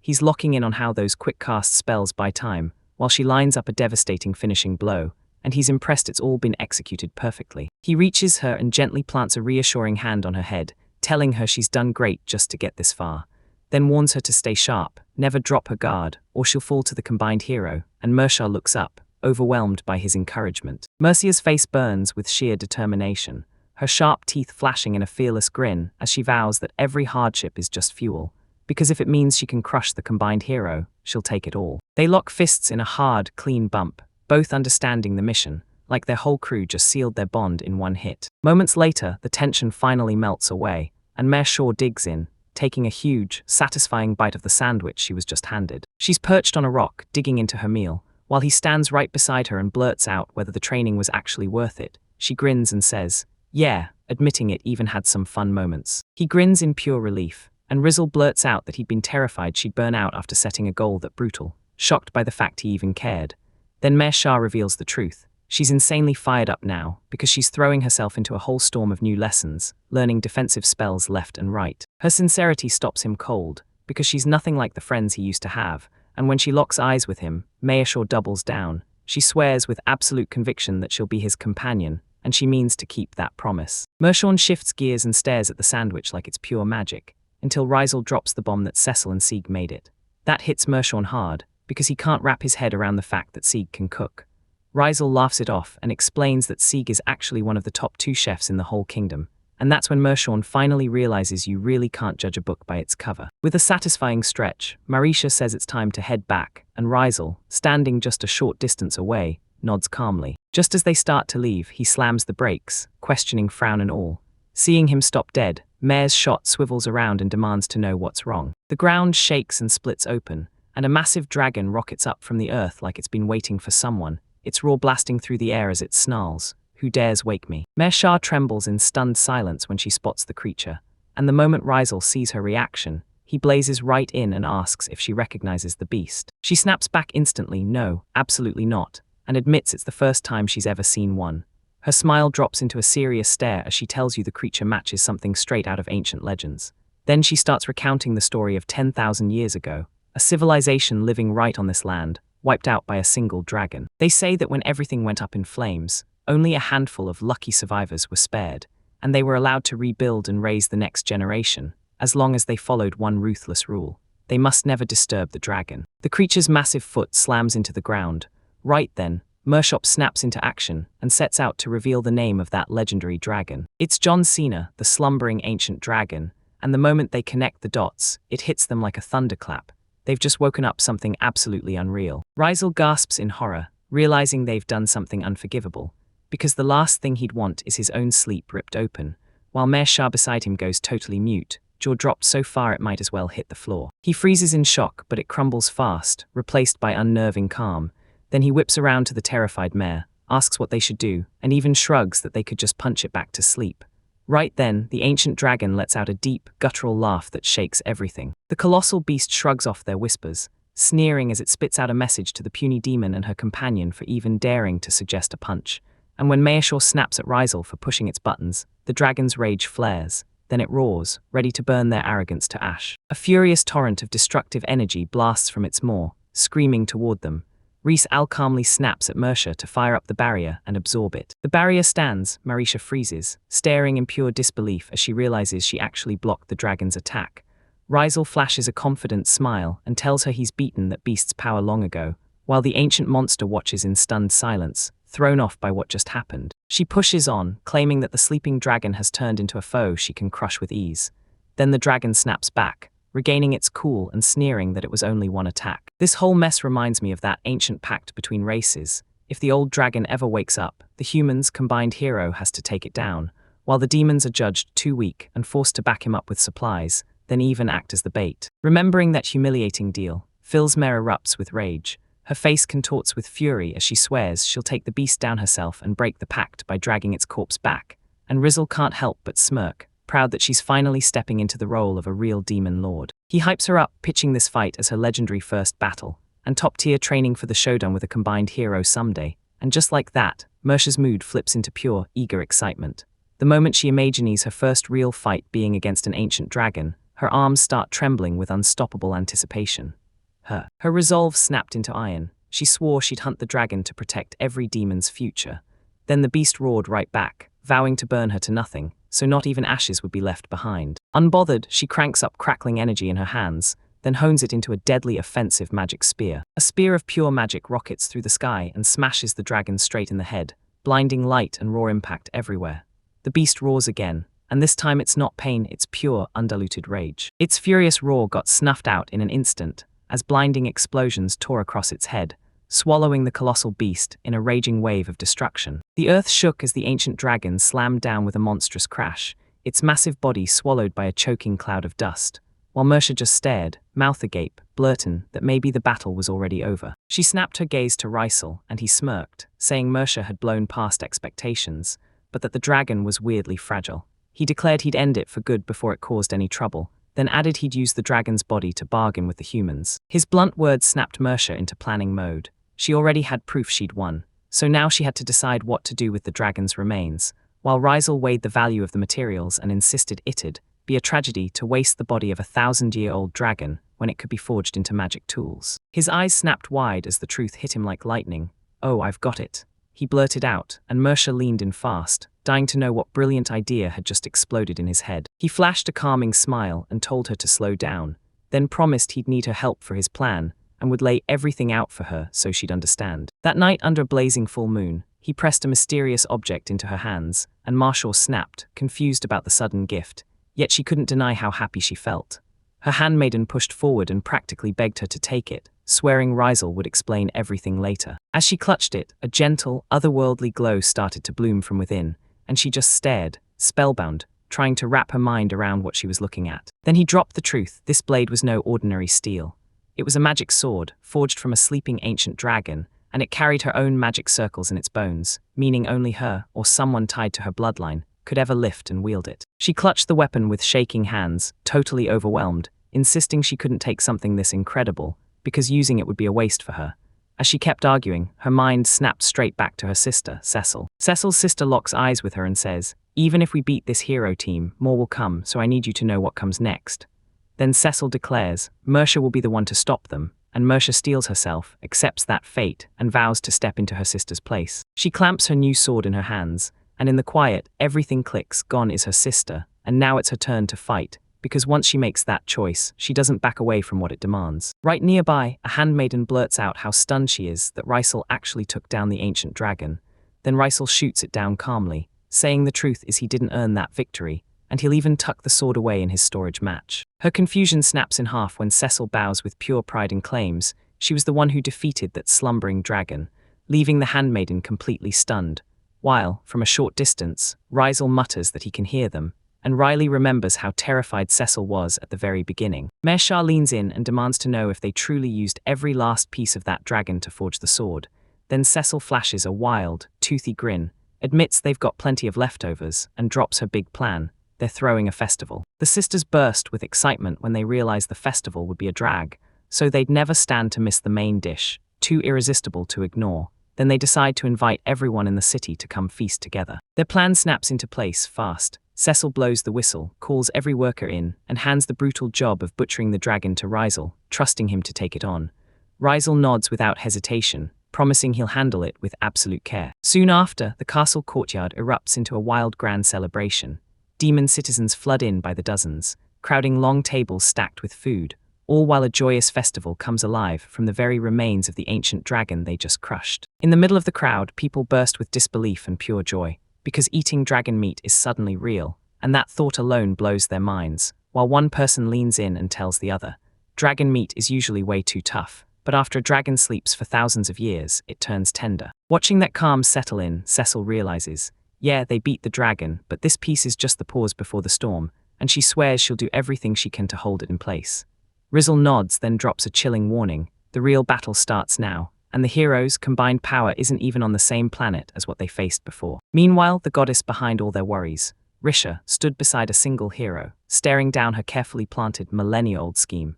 She openly admitted she'd been steering humanity from the shadows, and she didn't even pretend it was harmless, because with the hero in her grip, she knew exactly how dangerous she was, even calling herself a shameless goddess. Back in the demon realm, Cecil looked Rysel straight in the eye and swore she believed he and her sister could take on the threat looming ahead. Then she demanded they stick together, and even though he was grim, Rysel nodded and agreed. Then her eyes snapped to Mercia. Cecil's smile turned predatory as she insisted she'd take the fight herself, swearing she could already see their enemy's defeat in her head.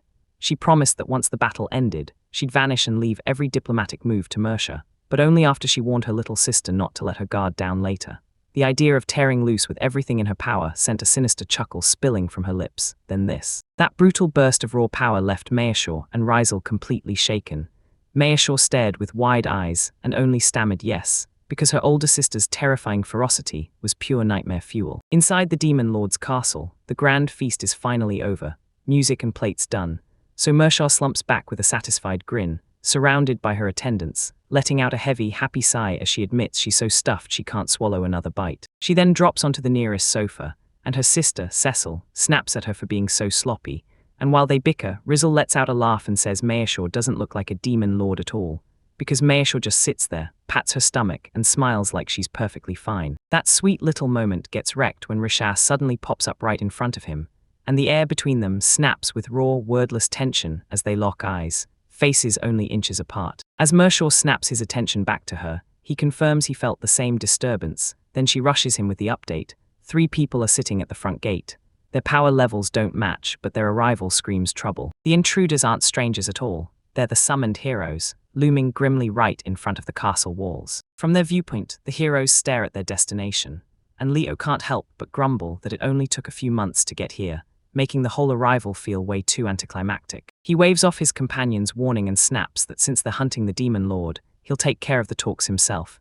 So Banzer grinds his teeth in irritation as Leo, the bald hero, strides ahead and yells for the demons to drag their lord out right now. 2 demon guards slam the door in his face, snapping that he's an impolite orc, and Leo practically snarls as rage flares, then grins that he can use this as a warm-up before he even steps up to the demon lord. With zero fear, the guard straight up vows to guard that doorway with her life. Meanwhile, Mare Shah, Rizzle and Risha huddle around a giant monitor, watching the confrontation crash into place. Mare Shah snaps that they're in deep trouble, and Rizzle clenches his jaw and says, grim as it gets, they've got no choice but to push forward. He figures there's no way he can just crash the scene looking like this. After all, he's supposed to be dead. When Mayashaw presses him, he admits it. Yeah, he's going to change. At the castle gates, everything exploded into a full-blown showdown. Leo, the bald hero, hurled himself at a demon guard with his blade already drawn, and he roared a challenge so loud it dared the guard to stand and face him. Their weapons collided with a blinding burst of energy, and the shockwave slammed both fighters backward, while the guard barked through the strain, and the hero froze for a split second, stunned. Right between them, something freaky crashed into existence. A huge dark cocoon wrapped in shimmering magic bands, throbbing with an unknown power. Banza and Frodo hung back at a distance, stunned and trying to figure out what this meant, while the demon guards gaped in disbelief at this wild, sudden spell slap. From the shadows of the castle gate, Demon Lord Mayashaw burst into view, cold fury blazing across her face. Rizel loomed right beside her, even darker, even heavier. With a sharp, contempt-filled glare, she tore into the intruders. They were trespassing in her demon lord's castle, and what they'd done was a crime. The moment her overwhelming aura hit the heroes, Leo knew exactly who she was, an upper-class demon, and he snapped a warning to Banza. One direct strike and he'd be done for. The demon guards, rattled by their lord's sudden arrival, babbled apologies and promised to round up troops to wipe out the intruders, but Mare Shah stayed cool and said it was all good. Then Banza clocked the opening. This wasn't just a powerhouse on the scene, it was someone high-level who might actually be willing to talk, and that could be the key to finally getting answers. He was ready to step forward, then Leo's cynical jab at the demon's arrogance stopped him cold. Banza shot his hand up, told his partner to hold on, and confessed he had a plan brewing. He just needed a second. He surged forward and faced Mare Shah and Rizzle head-on, dropping a sharp apology for their rude behavior, saying they weren't from this world and didn't know its customs. Then he admitted he'd heard she was a superior demon, and made it clear they only cared about one thing. He politely asked her if she'd listen, and behind him Frodo quietly wondered if this was some secret battle scheme, until Leal told him to leave the scheming to Banza for now. Rizel watched from the shadows, confirming inside that these were the very summoned heroes who'd caused all that chaos before. Their moves right now, storming the front gate, pushing for a fight, then suddenly requesting a conversation, left him completely baffled. He leaned in close to Mayashaw, voice dropping to a hush, and asked if those exact words, hero and combine, meant anything to her. That question hit like a punch to the gut. Ban's face twisted with shock when it finally clicked that Rizel had something huge, and Rizel just calmly confirmed he knew. Meshar watched the hero's reaction and hissed that he looked like he was onto something too, then Rizel nodded back, telling her to step aside and let him handle it. With a nod, Meshar agreed and ordered him to get ready to teleport, because they were about to move locations. As the teleportation spell started to crackle into existence, the summoned heroes snapped into panic. Banza clenched his fists and forced himself to believe he had everything under control, but Frodo shot out, demanding to know what Rizel was thinking. Their questions didn't get an answer in words. Boom. A blinding flash erupted, and the magic circle under their feet ignited at once, its glowing runes humming with terrifying power. The brilliance died out, plunging them into a weird dark void, and while Leal stared at that magic circle like it was art, or snapped into raw rage the moment he understood where they'd ended up, he roared that they'd been tricked, and Banza's grim echo followed, cursing their own stupidity for trusting a demon's words. His explosive outburst snapped through the giant chamber, and then a fierce woman's voice sliced the tension as she ordered the summoned heroes to lift their heads. They snapped their heads up, fear and confusion twisting their faces, because a young woman with huge horns was staring them down, calm as ice, and then she formally welcomed them into an audience with the demon lords. On a raised platform, towering over them all, she stood with Rysel at her side. Then the horned woman threw her arms wide and boomed a grand declaration. She was the demon lord. That revelation hit the heroes like a punch to the chest. Leal froze in shock, because standing there was the demon lord. Frodo couldn't stop staring at how they'd gotten teleported so totally, and Banza could barely wrap his head around it as he realized he was even being allowed to meet their enemy, face to face. Shaking off the shock, Banza begged for answers, demanding to know what a true combined hero really was and why they'd been summoned in the first place. The demon lord only smiled, calm as ever, and promised to spill everything they needed to understand about the world. She started blurting it out as they were marched through that towering, echoing corridor, and the name hero hit different because it was the truth. For decades, heroes like them were nothing but sacrifice, summoned just to fuel one unstoppable creation, humanity's ultimate weapon and the arch-nemesis of every demon. That horrifying truth smashed into Leo and shattered his composure. Rage erupted, and he demanded cold, solid proof against the human kingdom, screaming that she was playing dirty. As Frodo begged him to calm down, Bance's face went stone-still with despair because he finally understood. This wasn't a lie. It was the truth. Just as despair started to sink in, the demon lord's voice cut through. Mayor Shah, seated above, clocked the heroes' distrust, snapped at their short temper and declared, "It's Ryzel's turn now." Ryzel stepped forward and Leo and Frodo stared in confusion, demanding to know who he was. So Ryzel only gave a calm smile and said it had been a while, warning them they couldn't possibly recognize him in this getup. He called out the silence between them, asking straight up what was wrong, and the heroes froze in stunned disbelief. Vance stammered as he recognized him, while Leeril snapped, "You're supposed to be dead."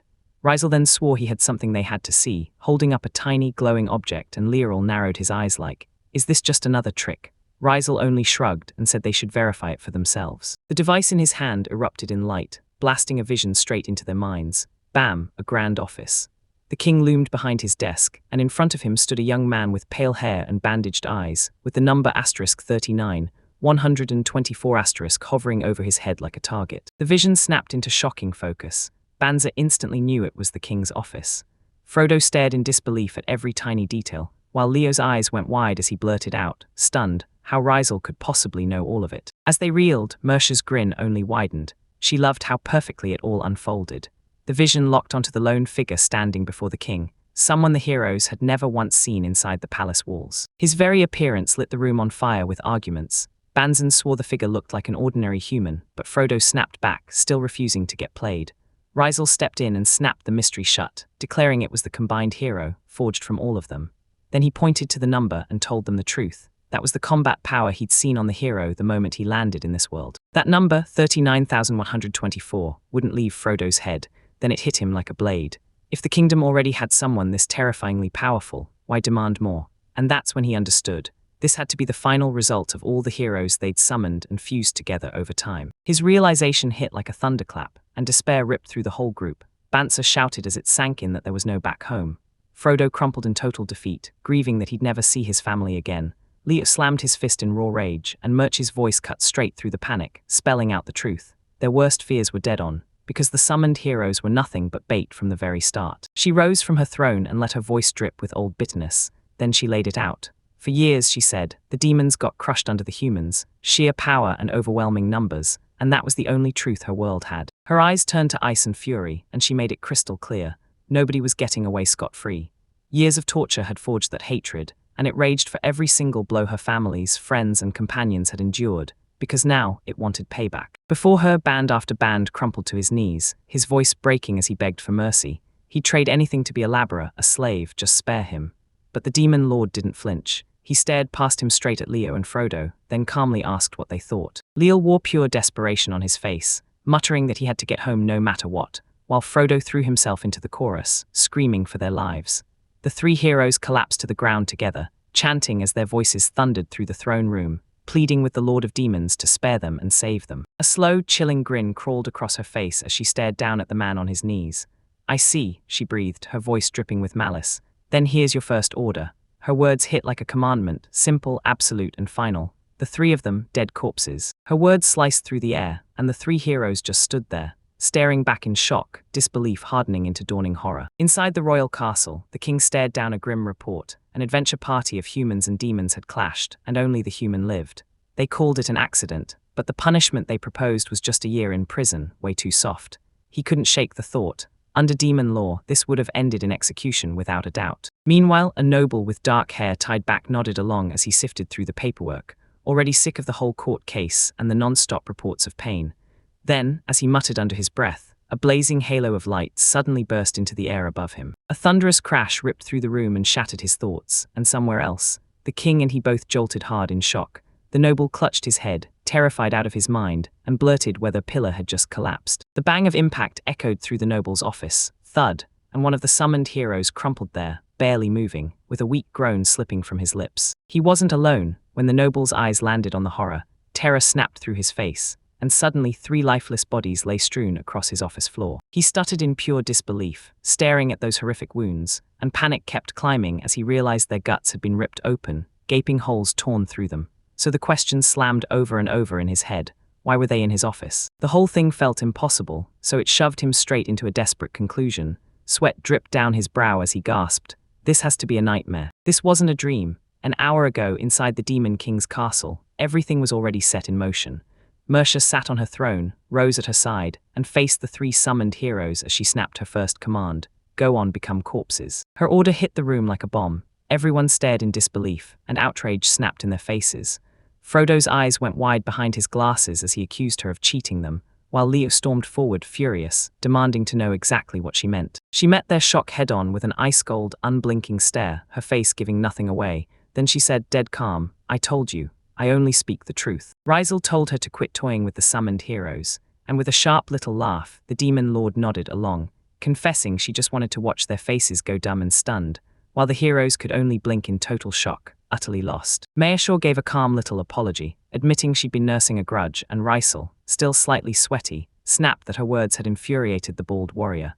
Then Leo's face twisted with rage as he demanded, through clenched teeth, why she couldn't at least keep her pranks under control. He brushed off Bantz's efforts to calm him, admitting he might be impulsive and not the sharpest, but he still wouldn't drop it until he got an explanation that actually made sense. Meshar stopped him right there, telling him not to talk himself down, then flashed a small, knowing smile and said she loved honest men like him. After that, she subtly shifted her gaze, and her expression cooled into something more neutral. She spun to Rizal and asked, can you take it from here? And he nodded, cool and steady, ready to finish the explanation. Before he even got the chance to start, the hero was already spiraling, picking apart how he survived after everyone told them he was dead. Frodo demanded answers on how he tricked both the assassins and the king. Banza guessed it had to be some kind of special illusion magic, and Leal, still shaking with rage, kept asking if they'd been brainwashed. Rizal sliced through all their theories with one blunt line: he built a fake body. The heroes froze on the spot. Frodo finally got it, Banza found it sickening, and Leal just kept repeating the words, still stuck in pure disbelief. Leo shot back, demanding what Banza meant, and Banza snapped back that Rizal must have murdered someone to get that body. Rizal bristled at the charge and insisted he built his own body, not a single killing involved. From the side, Mershaw bit back a laugh, totally entertained that they still didn't trust him for a second. Leo jerked back, snapping that he can't handle ghosts, while Frodo pressed, so you're the fake one, Rizal. Rizal smirked and pulled out a tiny card-like device, saying he used it, this multi-purpose cell, to spawn a clone. He went on that it was a mind-bending spell woven from countless others, then admitted their world's know-how on clone magic just isn't strong enough for them to truly understand it, and the heroes just stared, completely shaken. Leo snapped that even if they said it was a clone, Rizal being alive still grated on him, though he admitted it beat dying in battle. Banza shot back, so what even is a clone? And Leo immediately freaked out, terrified a doppelganger of himself could exist. Rizal confirmed Banza's idea was basically right then, right as he started explaining the crucial detail. He stopped and said the clones can't be sustained. He slams his decision down, this time they're using the clones, no exceptions, while every objection gets tossed aside. Leo jerks back in shock, and Mershop rushes to apologize for Rizal's stubborn streak, then begs the heroes to help keep him under control. With a burst of magic roaring through the air, the swirling forms start to solidify into something real. 3 heroes freeze in stunned silence, staring at their flawless naked doubles. Leo spits out a mutter of disbelief because the clone looks exactly like him. Rizal steps in, calling them high-grade clones made for faking their deaths, then hits them with the brutal truth: they can't keep themselves alive. Frodo raises the hard question right away: what do we do with the bodies, since leaving them in human territory could get them in real trouble? Banza nods, saying they'd be impossible to identify. Rizal smiles like he already knows the answer and promises he's got a plan, and Mersha fills in the details. The clones get shipped straight to the king's office, sealed with a letter packed full of their own magic. Elsewhere in a fancy bedchamber, a nobleman with a dark goatee groans as someone yanks him awake. His eyes flutter open, and there's Regius at his bedside, visibly breathing a sigh of relief now that His Majesty is awake at last. Regius says they heard him screaming, burst into the room, and found him surrounded by corpses. The memories crash back in, and the nobleman snaps upright, eyes blazing with panic. Then he demands to know what happened to the bodies. He leans in as Regius swears that once the corpses were identified, they match the 3 summoned heroes. So the nobleman's jaw tightens, saying the demon lord has finally gone too far, but Regius cuts in with a chilling twist. The bodies showed up way too fast. Seeing the anomaly, Regius snaps out a flat, rectangular device and acts like it has the answer. Yet the nobleman stares at it with pure suspicion, demanding to know exactly what it is. He snatches the device and sees the twist in the letter. This thing was laid beside the bodies on purpose. Then it clicks. It's a teleportation device with a mind-blowing range of 20,000 kilometers. He measures the 4,000 kilometers to the demon lord's castle, and grim certainty crushes him. This is noble. Rage twisted his face as the noble demanded answers. How did those demons pull off such a miracle? And did they really find some retired sage? Then the tirade stalled when Regius shoved forward, holding the document and laying down a bold declaration. Here it is. As he read on, Demon Lord Mayashaw's words oozed with mockery. She praised the human king for the gift of the 3 summoned heroes, then bragged that the demons had already handled the sleeping ancient dragon and didn't need him anymore. Right there, she wiped out the dragon's conditions, accepted the war he'd kicked off through those heroes, and promised to shake up their trade deals. The letter ended with a smug little afterthought about how delicious dragon meat was, and the noble went rigid, fighting to keep his fury locked inside. The noble snapped and drove his fist into the table, roaring at the letter's outrageous insolence. So they were meant to strike first, but demon law had already declared war on them. Regius begged his majesty to breathe, warning that rage like this would wreck his body, but the noble's fury swallowed every word. He shut down Regius' idea of sending a scout first, calling the letter just hot air, then snapped at him to get the combined hero ready, burn the demon's territory and wipe them out. When Regius dragged his feet, the noble's voice sank into a cold, deadly whisper, asking if he wanted to be executed for treason. Cornered, Regius had no choice but to obey. Alone in the dark, the noble cracked and swore she'd send the combined hero back to remind that insolent demon lord who's really in charge. She was sure his arrogance was only temporary, and then a wicked laugh rolled through the castle as he savored the victory he was about to claim. Meanwhile, deep in the demon realm, Mershaw erupted into wild laughter, jabbing her finger in the air and yelling for everyone to see, because the king had totally fallen for the pranks Rizal unleashed. And there, the 3 summoned heroes sat back like it was nothing, watching her flex as one of them grumbled that she was just a bratty little girl. Mayashaw admitted, laughing like she still couldn't believe it, that he really fell for every word. Then Rizal spilled the truth. It was his plan to add a button to the teleportation device that would blast the target with a shock, and he nailed it when he guessed the king would never follow orders. As Mersha relived the moment, delight lit up her face. Turns out the king really did push it. Rizal grinned and told her the whole message would reach him any second. Now in the present, the heroes just sat back and stared at how wild their luck had turned. Banzan praising the pampered ride, Frodo cursing himself for missing the truth earlier and Lee swallowing his shame, Riesel taking in how calm they finally were, and Mayor Shaw saying the real miracle was this: they got cloned before they were ever forced to fuse with someone else. And yeah, they all agreed, cloning was way better than being trapped in a forced merge. Later, Rizal sat alone when knock knock his door was hit. A voice on the other side announced the teleportation device that had been sent to deliver his food. Rizal didn't waste a second, he just told them to come in. He snatches the letter from Demon Lord Mayashaw, and she beams like she owns the night, promising she'll be counting on him again.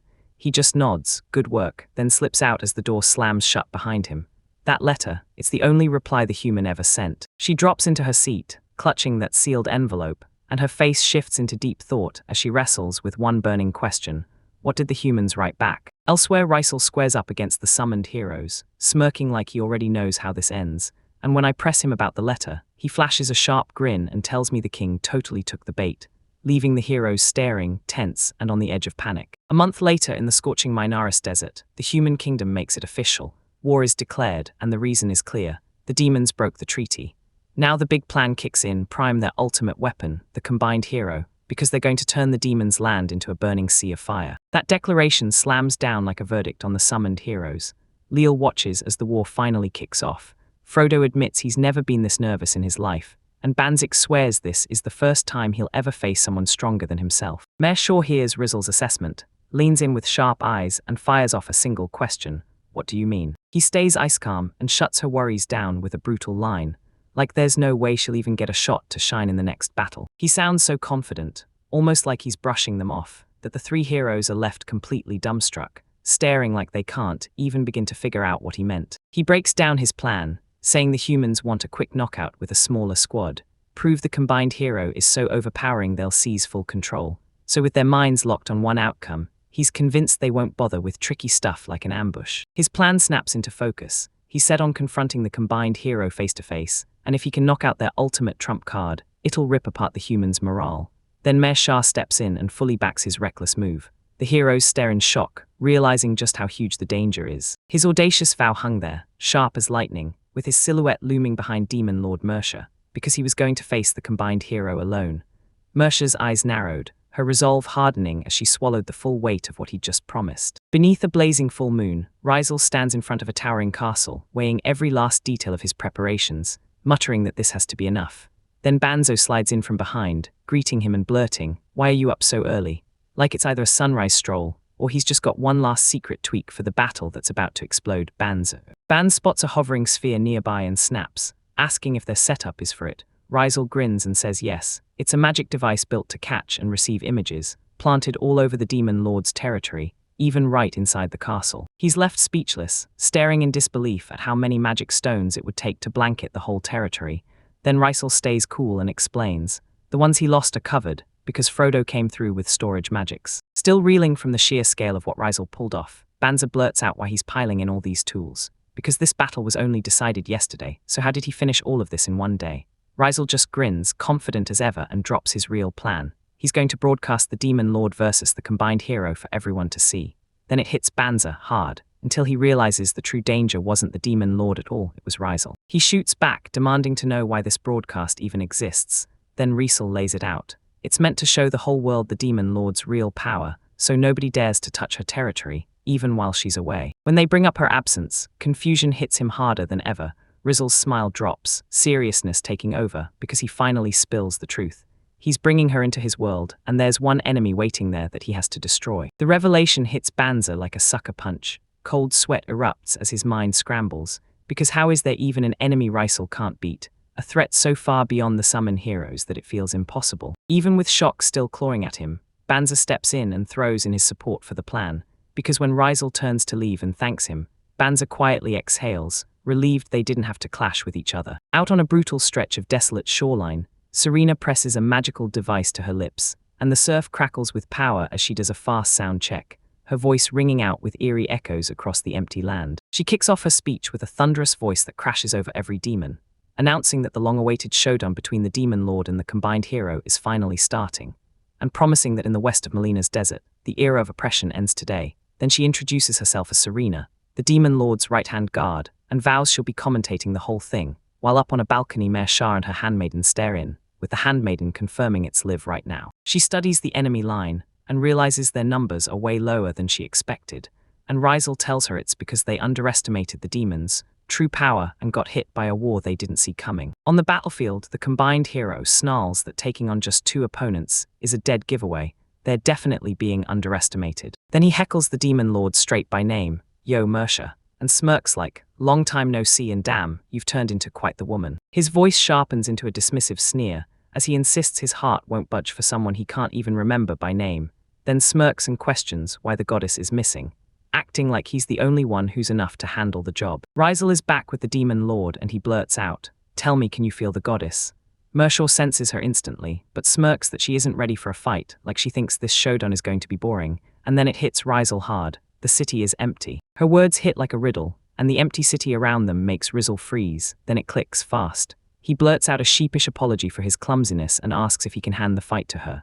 Mersha narrows her eyes, suspicious as ever, and calls out that he's up to something again. She lets out a tired, exasperated sigh, like she's already given up, then tells him to just do it right, knowing deep down he'll leave no matter what she says. He grins, tells her he can't wait, then strides off, and Mersha waves him away like it's nothing, saying the fight will be wrapped up the moment he returns. When her opponent realizes she's left alone, he slams her with a taunt, asking if she's really going to take him on all by herself, then smirks and dares her to bring every last fighter she's got. The Demon Lord explodes into wild laughter, leaving the hero totally stunned. She's mocking him for not seeing how ridiculously mismatched their power is, bragging that she used to fear someone as small as him.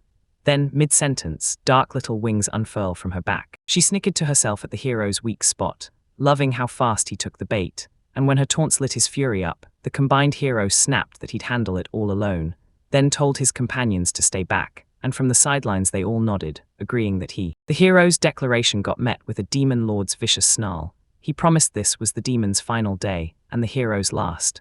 Then the hero fired back with the same blazing intensity, jaw clenched and grim, resolve hardening on his face. He didn't waste a second. He surged forward with his sword raised, bragging he'd finish it in 10 seconds, then detonated a blinding, lightning-fast burst of energy. Mersh's eyes shot wide, caught off guard by how fast and brutal that attack was. Mersh's strike slammed home, detonating into a blazing storm of light and raw force that swallowed his position. And the hero staggered back, coughing as the strain of his own overwhelming power hit like a truck. As the dust finally cleared, Mershaw was still floating in the air, untouched, and she stared down at him with cold disdain, demanding how he could miss dodging something so obvious. The hero snarled in frustration, then froze with panic when he realized his healing was dragging on way too long. He clenched his jaw and shoved the panic down, insisting the damage was barely anything.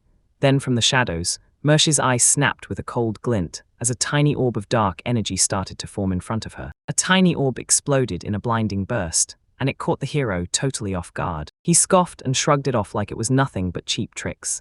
Then, in that split second of distraction, a shadowy tendril of energy ripped straight through his chest from behind. Blow after blow hit him like a nightmare. He staggered, coughed up blood, and all he could think was one thing. He had to unleash his full heal magic right now. Before he could even move, Mershaz was behind him, calling him an idiot, while a swirling vortex of dark power spun in her hand. His injuries vanished the second his healing magic kicked in, then fury surged as he snapped, demanding how she dared. Mershaw just grinned and thanked him for waiting while she finished a full heal of her own. With a bold gesture, she exposed a huge dark gash in her chest that was now sealing shut in real time. She let out a sly thought about all the reasons he shouldn't have gotten so cocky, and the shock hit him, and his companion, like a punch. She floats above him with her power roaring back to full strength, then drops the truth like a hammer. This fight is simple. She's strong, he's weak. That's it. Her words shut everything down. Then the combined hero, riddled and grievously wounded, crashes backward onto the ground. He barely manages a pretend nod, but the moment he's done, he drops, and she just watches his defeat with a calm, cold stare. She shrugs off the whole mess with a dismissive thought, then flat out thinks, how boring. Meanwhile, everyone watching the broadcast can't believe what they're seeing. Risha, the summoning goddess, locks onto the projection and stammers in pure shock, watching the hero get completely wiped out. From where Serena, the demon warrior herself, stands, her disappointment hits hard. This lopsided fight feels impossible to believe and utterly leaves her unsatisfied. An unseen announcer's voice rips through the whole realm, roaring that the demon lord has crushed everything. Victory echoed for all to hear. With the win officially sealed, the broadcast slams in one last, roaring tribute to the demon lord. Then the transmission abruptly dies. With the battle finally stamped out, Mayor Shaw swivels to Rizel, who has just popped up nearby, rocking a pair of horns like a disguise, and asks if she was keeping an eye on things. Rizel says she was, and he fires back that he's been watching too, calling her performance incredible, then admits he's only just wrapped up his own business. She lets out a heavy sigh and asks what he was even doing, and Rizel grins as he admits he just swiped the combined hero's device, leaving Mayor Shaw completely stunned. Then he coolly asks for a sit-down so they can talk about how it's used, and when she stammers if he studied it, he doesn't hesitate. He analyzed it in mere seconds. He snaps his gaze to the sky, booms at the god of summoning, and declares he's got the hero's device, then orders the deity to show up, right now. He waited and waited, but the sky stayed completely empty, no sign of her at all. Then he realized the goddess wasn't there, and Mershorn, right by his side, pointed out that she wasn't even taking the base. His confidence didn't wobble. He just said calm as ever that it didn't matter, because she'd show up eventually, even if he admitted to himself his summons had been way too loud. Mershaw was genuinely impressed by his bold push, so he leaned in and insisted they move forward right now. With a small, smug smile, he agreed. Then he dropped the truth. Now was the time for the experiment, one that would put him and the combined hero on the same stage. Mershad waves Rizel off like it's nothing, saying she'll wrap up her task before he even comes back, and then she smirks that she'll be fine whether he's there or not. Rizel just gives a small smile and answers, sounds good, I'll be waiting. He shifts his focus to the snow-choked town below, scans every corner, and figures out that with their defenses this thin, stealing the combination device is going to be a breeze. He stares at a glowing map, locks onto the target's location, and follows the schematics. Straight ahead, the device should be waiting. He steps into the chamber and like he predicted, it's totally empty. No guards, no witnesses. The device sits on a pedestal wide open, daring him to touch it.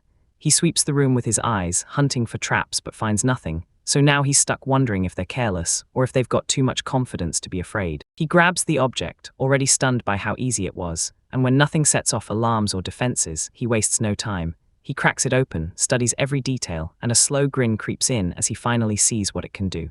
A tool too valuable to ignore. His job was done, then he tracked down Mare Shaw, just wrapping up her own brutal fight. She asked if he'd seen it, and he nodded like a proud witness, praising her straight to her face. But the moment she wondered what he'd been doing, he casually admitted he'd been stealing the combination device, leaving her frozen, speechless. He tells them to calm down, says they should find an audience, then leans in and asks if she wants to try the device right away. So flustered she just nods, agrees to a full detailed analysis, and insists it's totally no problem. His voice slices across the barren wasteland, echoing into the void as he calls out for something only he can find. Then he tells the god of summons, loud and clear, that he's got the combination device and demands they show up right now. After a tense beat of silence, Mershaw realizes their target still hasn't shown up, and Rysel nods along. This god isn't the type you can bait that easily. She flips her attitude in an instant, deciding none of it matters since their target will slip out sooner or later. With a fierce grin, she snaps that they should just fire up the device right now. Her excitement met a curveball.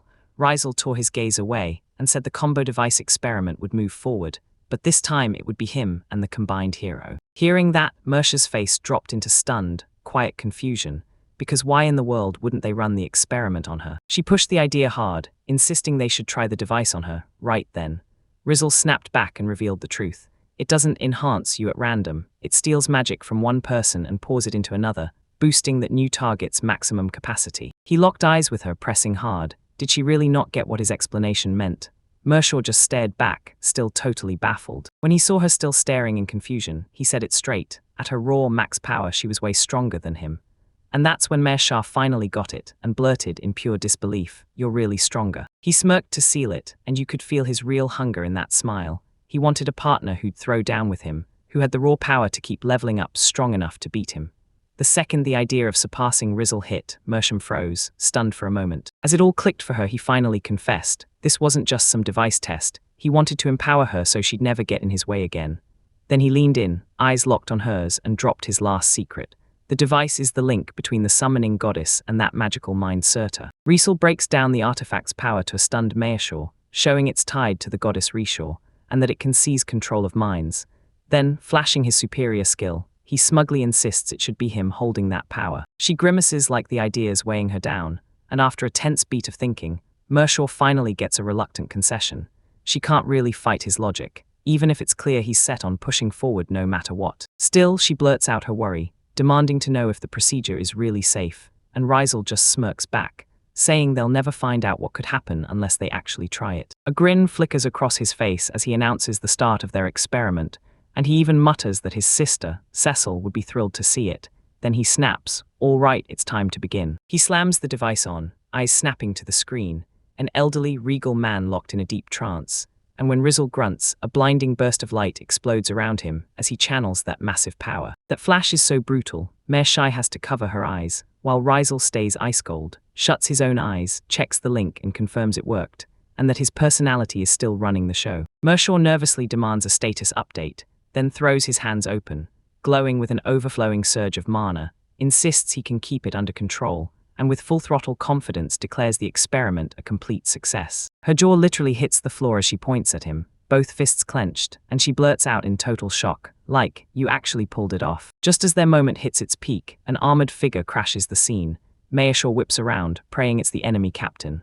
Rysel shrugs and confirms her fear. Then the captain steps in with a tight, grim face, muttering that this is the last thing he expected. His grim face flips into pure terror the second he spots the artifact in Rysel's hands, then he barks, demanding to know why it's here.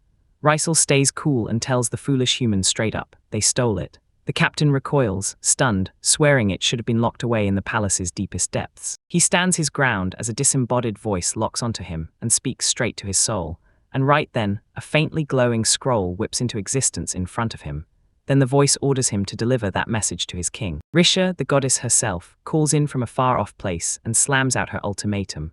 One last warning for the humans: surrender. The second the captain snatches the scroll, his calm shatters. Terror crashes over him because he knows exactly what this task will cost, and that if he brings it to the king, they'll torture him and kill him for failing. Spotting the terror on his face, Rysel smirks and casually says he'll send the captain's head to the kingdom as a bonus if he's scared of his own king, right to his throat like a threat made of gold.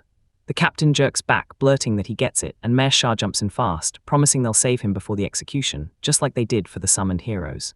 She begs him to come with them, and the terrified captain whips around and bolts, fleeing for his life. He yells a frantic order at his stunned soldiers. Retreat, no questions, no thinking. While the captain and his men pull back, Mayasha watches like nothing's wrong, and Rysel blurts that maybe the king won't even get the message. But as the captain flees, he makes a silent, desperate vow. If this is a trick, he'll hate them all the way to death. Staring down a wall of enemy soldiers lined up like a nightmare, Mayasha blurts out that they should teleport the whole mess away, but Rysel shuts it down hard, yelling that they need every second they've got. And with a heavy, defeated sigh, Mayasha finally admits she's got no other move. He lays out his reasoning, buzzing with confidence as he says he wants to test fresh tactics with his now juiced-up mana pool, and Mershaw leans in, eyes locked, wearing a sharp, thoughtful look while she takes it all in. She pouts and blasts him for getting all the new abilities, especially since she was the one who smashed the combined hero. Then Rysel just smirks like, "You're really in a bad mood, huh?" He leans in, eyes blazing with confidence, and tells her to drop the worry right now, because he's cooking up an ultimate trump card, and it's made for her alone. Her annoyance evaporates on the spot, instantly replaced by wide-eyed shock and burning curiosity. Once everything's settled, he slaps the moment into motion and declares it's time to head back to the castle, because Cecil and the others are probably already gearing up for a feast. As he crosses the stone-paved courtyard, something up ahead snaps his attention in an instant. A towering horde of demons packs the scene, roaring as they're about to welcome them back, and right in the middle stands Mersha, Risha by her side, surrounded by her highest-ranking court, holding their breath for the triumphant return. Mercia's face breaks into pure, unrestrained joy. She throws her head back and laughs out loud, soaking up every warm second of it, while Rysel just watches her with a soft, loving smile. The celebration detonates with cheers when Mersha gets swept into a tight, teary embrace by her sister, Cecil, while Serena, Risha, and the other demons howl with laughter around them. But in the crowd, a young demon boy just stares, completely stunned, like he has no idea what he's seeing. A demon chef grins like he's just won the world, unveiling a huge platter piled high with a blazing roast. Mersha and Cecil freeze with wide, hungry stares, while Rysel watches on, smiling like he's absolutely satisfied. From a little distance, he watches the celebration blaze with life, then night falls and the party finally dies down. All tucked into a huge bed, Mershaw leans close and whispers to her sister, Cecil, who's lying right there beside her. She listened in disbelief as her sister, Cecil, spoke, swearing that Mershaw really had crushed the combined hero, her voice shaking with pure awe and stunned shock. Then her eyes followed, boom. There was her own hand lounging on the bedsheets, and she couldn't help but gasp out loud, amazed that it was with that same hand she pulled off something this insane. She admitted the truth, every second had been terrifying, and even now a tremor still tears through her, like the fear from when she fought is still screaming in her head. Marisha reached out and clasped Cecil's trembling hand, calming her with one thought. This wasn't just any grip, it was the proud, demon-lord hand that had already defended their people and their country. It was a small step, but it mattered more than anything, and as she locked eyes with her sister, Marisha swore a vow. No matter how close or far Rysel gets, they'll guard this place together, now with Cecil's strength beside hers. Just beyond the chamber door, Rysel pressed against the wall and caught every word of their heartfelt pledge, silently nodding to himself, swearing that together, they would protect this country and this world. At the bottom of the Demon Lord's castle staircase, a tense crowd of soldiers stares in fear. Cecil, the single-horned figure, kneels beside them, while Demon Lord Mershaw stands up top, ready to speak and set the tone. Her voice slices through the air, ordering everyone to quiet down. Marisha says the combined hero's threat is over, but they can't drop their guard for a second. Then she drops the bomb. She's heading to another world to train with Rysel, the hero who came from beyond the horizon. Cecil keeps her head bowed, feeling that heavy unease crawl through the ranks, while the soldiers whisper to each other, worried sick about their lord's upcoming departure. Mercia orders it and Cecil shoots up on her feet. Then the Demon Lord swings the room into calm, telling her people, "Don't panic. I left all my wisdom with someone else." She boldly announces that every bit of authority will be handed to her sister, Cecil, while she's gone. Then Mershaw doesn't hold back, admitting to Cecil's irritated glare that even though she's still training, her political game is sharper. And just like that, she dares the crowd, "Go on, say if you've got objections." With everything finally settled, Mershaw nudges her sister to step up and greet the crowd, but Cecil jumps in first, telling them straight to their faces that she's no fool like her sister, and that they'd better grind non-stop toward their goals while the Demon Lord is out. Her eyes snap wide open, her face hardens into a terrifying glare, and she drives her command home with a sharp, cutting edge. That sudden burst of intensity slams into Mershaw and leaves her rattled, so she blurts out that her sister should dial it back a notch, but the soldiers are so terrified they can only stammer, yes together, all at once. A few days later, the story snaps to a whole new scene. Mershaw stands on the open ocean, wind whipping her hair as she seethes with annoyance. She demands to know why they're stuck out here, and Rysel just smirks and says they're out in the middle of the sea to master self-strengthening spells. She shoots a skeptical look and asks why they're training here, and he just nods, confirming it's the right spot, then tells her to step back a little. He kicked his power into gear, and a blazing ring of light snapped into place around his feet, while Mayashaw stared hard, thinking that for once, Rysel was taking way too long to get his spell out. A blinding flash tore through the room, lights exploding out of nowhere. Mersh's eyes snapped wide with pure disbelief, her jaw dropping as she stammered, "Wah, Dr. Thrall." When the lights finally dimmed, a massive, battle-ready dragon was revealed right in Rysel's spot, and Mayashaw stumbled back in sheer terror, yelling out that a dragon was here. The creature's draconic head snapped toward her, and when it finally spoke, its voice stayed weirdly calm, like it had been waiting for this moment. "Good question." Her fear fizzled out and curiosity rushed in. Mayashaw even wondered if carrying a body that massive would make casting spells a nightmare. Her own questions hit like a lightning bolt, and suddenly everything clicked. This was exactly what he meant by a self-strengthening spell. The instant she understood, the dragon started hoarding a terrifying amount of energy, and Mersha gritted her teeth and braced herself as the pressure crashed down on her. Demon Lord Mersha keeps her eyes locked on Rysel, instantly wondering if he finally slipped back into his human form, and with a calm, eerie smile, he invites her to study his body's structure up close, leaving her stunned and briefly lost. Her confusion cracks because in the swirl of magic around him she can feel it, the faint dragon essence still clinging to the particles like it won't let go.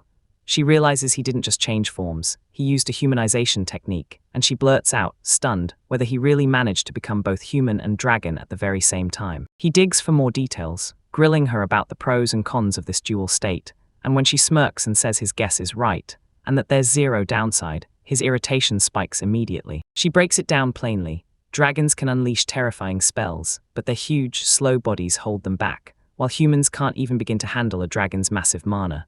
The truth hits her like a spark in the dark. A human who can control a dragon's superior spells would be the ultimate combo. He nods along with her, then reveals that this form supercharges his body while still letting the dragon's special spells do their thing. And Mayashaw can't contain her excitement. By turning into a human without switching off the dragon, every weakness gets wiped out, leaving a perfect hybrid where human agility and sharp thinking meet dragon-level toughness, resilience, and raw self-boosting power. The idea locks into her mind like a promise, self-strength forged in fire.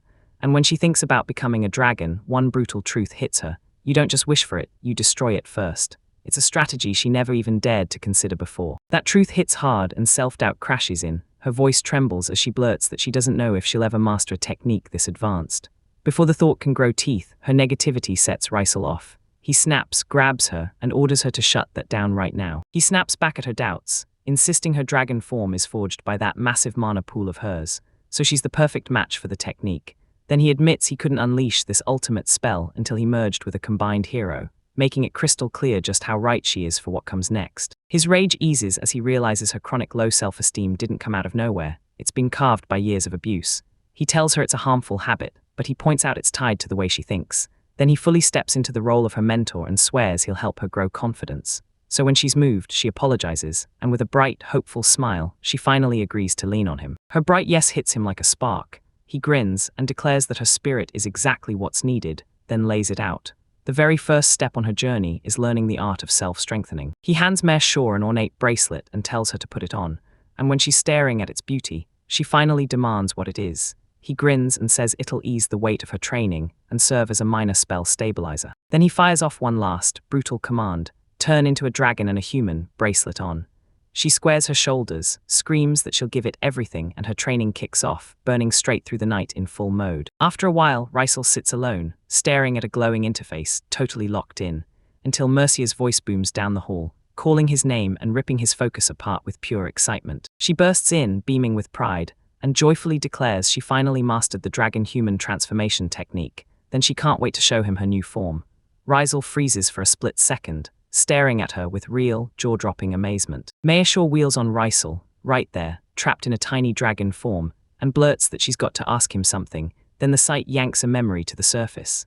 The moment Rysel couldn't force himself back from being a dragon. She fires back, questioning whether this combined hero is really all that's strong, straight up admitting he's been kind of underwhelming, then huffs through her cheeks and tells Rysel that if he wants the real answer, he should go find it for himself. He takes her words to heart, snaps back into his human form, and quietly sits under the blazing night sky, eyes locked on the brilliant full moon as he blurts out a curious question. His words rip her composure apart, She freezes, stammers in disbelief, and snaps that he's obsessed with the moon, insisting nobody could possibly be living there. He calmly presses, "Are you sure this isn't worth digging into?"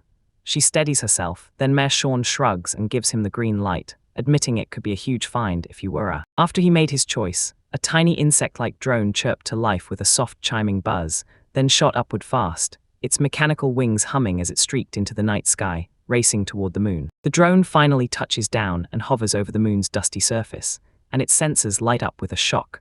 A razor-tall, skinny white tower standing alone inside a shimmering, see-through dome. Meanwhile, in a windswept clearing on the planet's surface, Serena the demon warrior stands alone, eyes locked on a huge tree far off in the distance, perfectly still, like she's thinking of her next move. The wind screams through the clearing, snapping her long ponytail as she freezes in place, staring off like her thoughts have swallowed her whole. Her eyes shut tight, and that steady, solemn face says it all.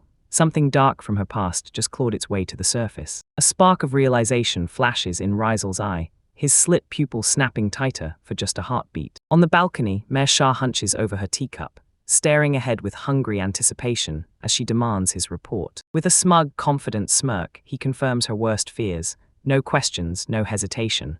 And then it hits, someone deliberately snapped the link to the drone. His eyes slide up to the full moon, and a huge grin bursts across his face as if he can't believe what he's seeing. He blurts out, awestruck, that there really is someone out there who's truly powerful. Aisha snaps, his laid-back excitement sparks a violent burst in her. She slams both hands on the table, eyes blazing with disbelief, demanding to know if something is actually out there. She flails her arms like crazy, insisting that after several hundred years, she's never once heard of something like this. And he doesn't even blink, just calmly declares, "I assert." Her shock snaps into a blazing, flushed determination. She jabs a finger forward and demands they go, and he agrees at once, his smile steady as stone. Right as they decide to move, another guy steps up beside them, his horned silhouette cutting across the sky. Murchie's voice blasts through the air, locking in their mission, find the strongest being on the moon. Reisel and Mersha float down to a lone tower on the moon, drifting through a sea of stars, and he checks their exact location as Mersha stares in disbelief. People really live out here. They drop in right in front of a weird, shimmering shield guarding the tower's base. Reisel snaps out the challenge on the spot, demanding they find a way to get inside. Like the barrier heard him, a doorway suddenly blooms open, and Mersha, sweat beading on her cheek, stares, stunned, wondering if they're actually being welcomed or set up. Her nerves keep rising and she blurts, "Did we get spotted? Is this a trap?" Reisel stays icy calm and tells her he doesn't feel a single trace of hostility. He says it straight. There's no way to find the cub without walking into the mother's nest, and with a no-nonsense tone, he orders them to go inside, and Mershaw hesitates before finally agreeing. Right when they're about to move, Reisel slams to a sudden stop, so Mershaw twists around, staring at him in confusion and demands, "Why'd you just stop?" He doesn't answer, so she listens harder, and her own senses tell the truth. Something impossible is there, thick with air and laced with the fresh, unmistakable smell of grass. Her confusion spikes into total shock when she looks up. Bright blue sky, fluffy clouds, and a tree far off in the distance.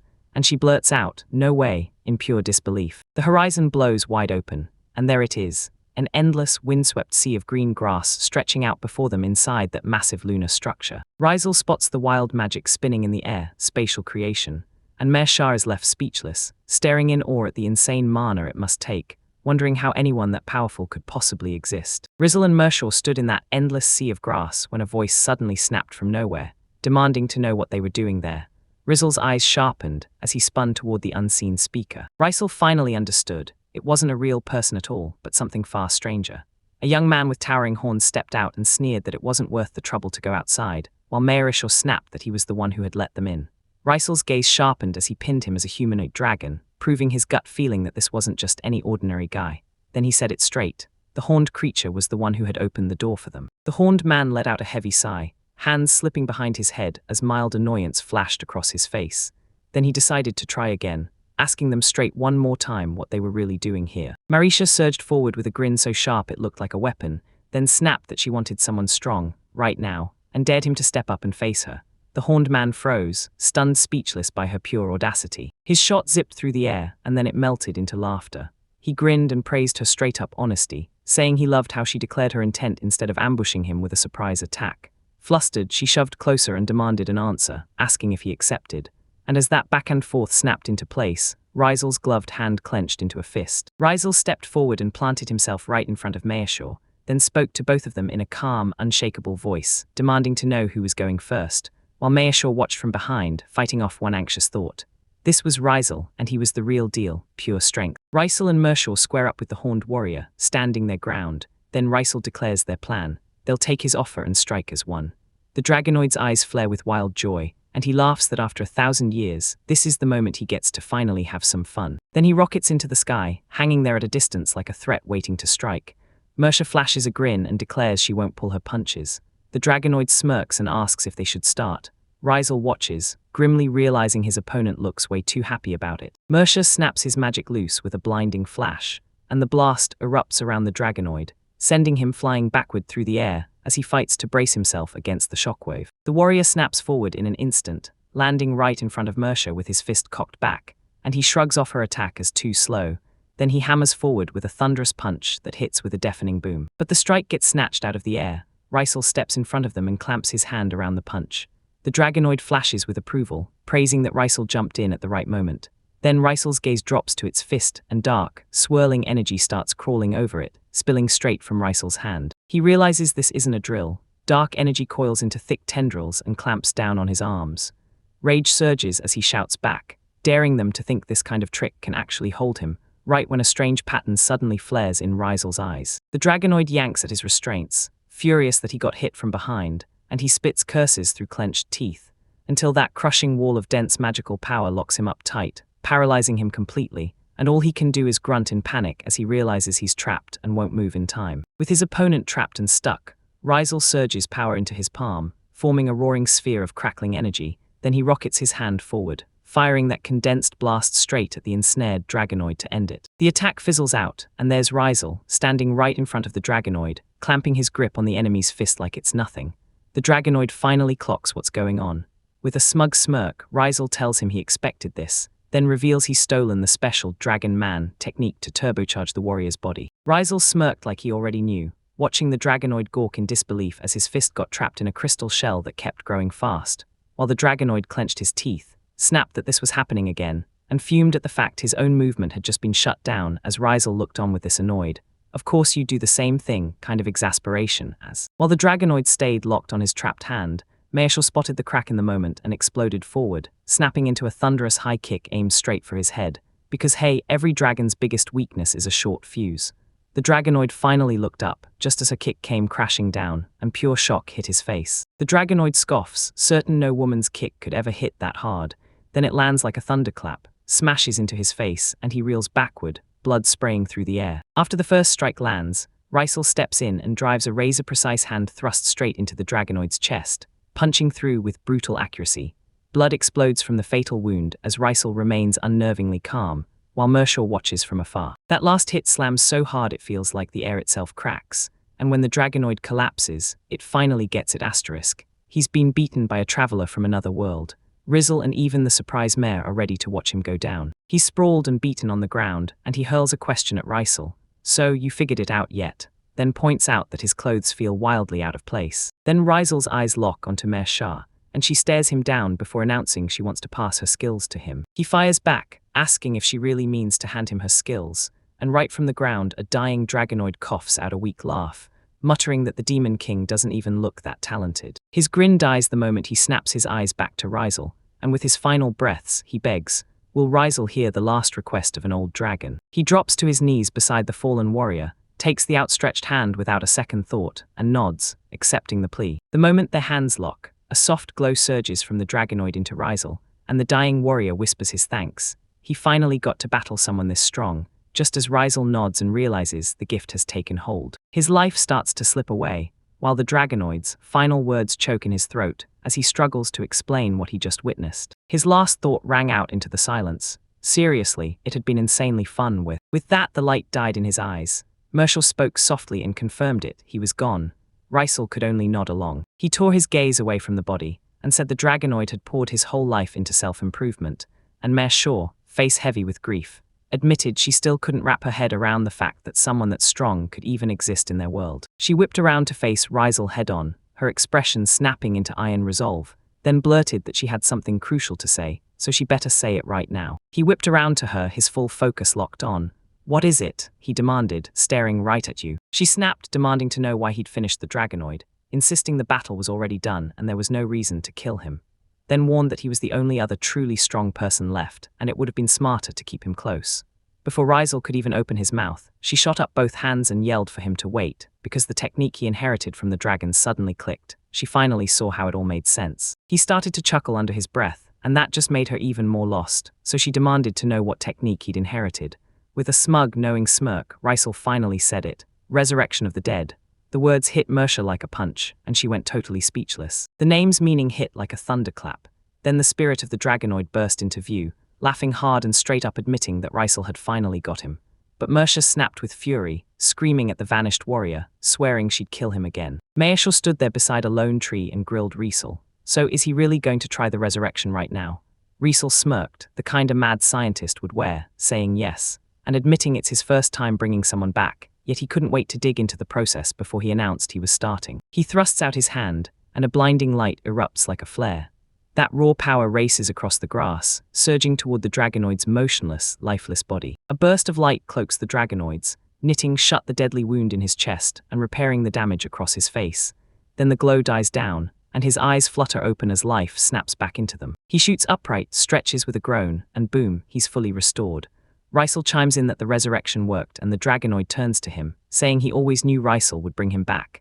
Then Mare Shaw's eyes light up as she blurts whether they can use this insane power to revive the fallen, but Rizal shuts it down flat, saying it's impossible, leaving her staring in shock. She demands an "oh-why," and the dragonoid just sits there, calmly suggesting they trash it over tea, right up until Mersha suddenly realizes something terrifying. The technique can only resurrect people the user has personally killed. As they pour tea, the dragonoid leans in and says the technique only works because of that exact restriction, because if power had no limits, it would tear the whole world apart. Mersha doesn't argue, he just quietly admits the logic hits the mark. Rizal leans in and lays it out. This is exactly why he couldn't resurrect the dragon Mersha had already smashed. He even offers to teach her the technique if she wants another rematch, but his voice reeks of a hidden price. Mersha shuts it down in her head. The dragon wasn't that scary, so it wouldn't even make a decent workout. The dragonoid flashes a knowing grin, shifts the whole conversation, and says he heard Rizal didn't just take down the synthetic hero, he also pulled off a synthesis experiment. Rizal's blindsided as his eyes widen. Those words hit him like a punch, and he snaps back, demanding to know how the dragonoid even knows that. He blurts it off fast, snapping, "So what does it even matter?" And the dragonoid just winks back like it's nothing, calmly saying he knows that too. He kept talking and claimed that if the enemy was the synthetic hero Rizal killed before, he could bring them back with his own hands. Then he admitted, straight up, that he'd never tried it and couldn't promise it would work. Rizal took it all in, his face tightening into deep thought as he nodded, quiet but fully understood. Then out of nowhere, he blurted that they were heading back to the Demon King's castle, like the decision hit him the second he realized it. Mare Shah froze, stunned by the sudden pivot, and snapped that she was right in the middle of explaining things. Rizal didn't even blink, he just said he'd already gotten the gist of it. Mare Shah huffed that he dodged the topic, but the dragonoid stayed cool and told her she could come visit anytime. Then Rizal snatched the moment and fired off his question.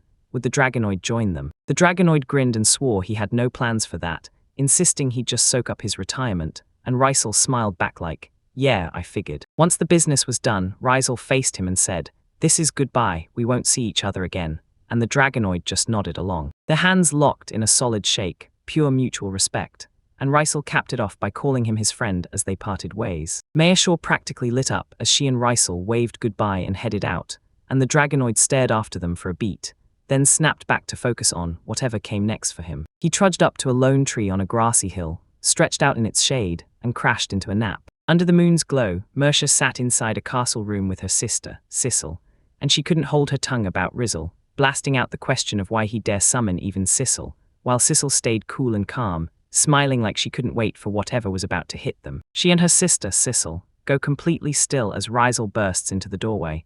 Then he drops a calm apology like it'll fix everything for keeping them waiting. Rizal's focus snaps away from the sisters, because right in front of him stands an elderly demon, eyes brimming with tears as he finally recognizes his granddaughters, and he chokes out the word, grandfather. With his voice shaking from pure emotion, the man hurls a call out to both Mare Shaw and Sissel.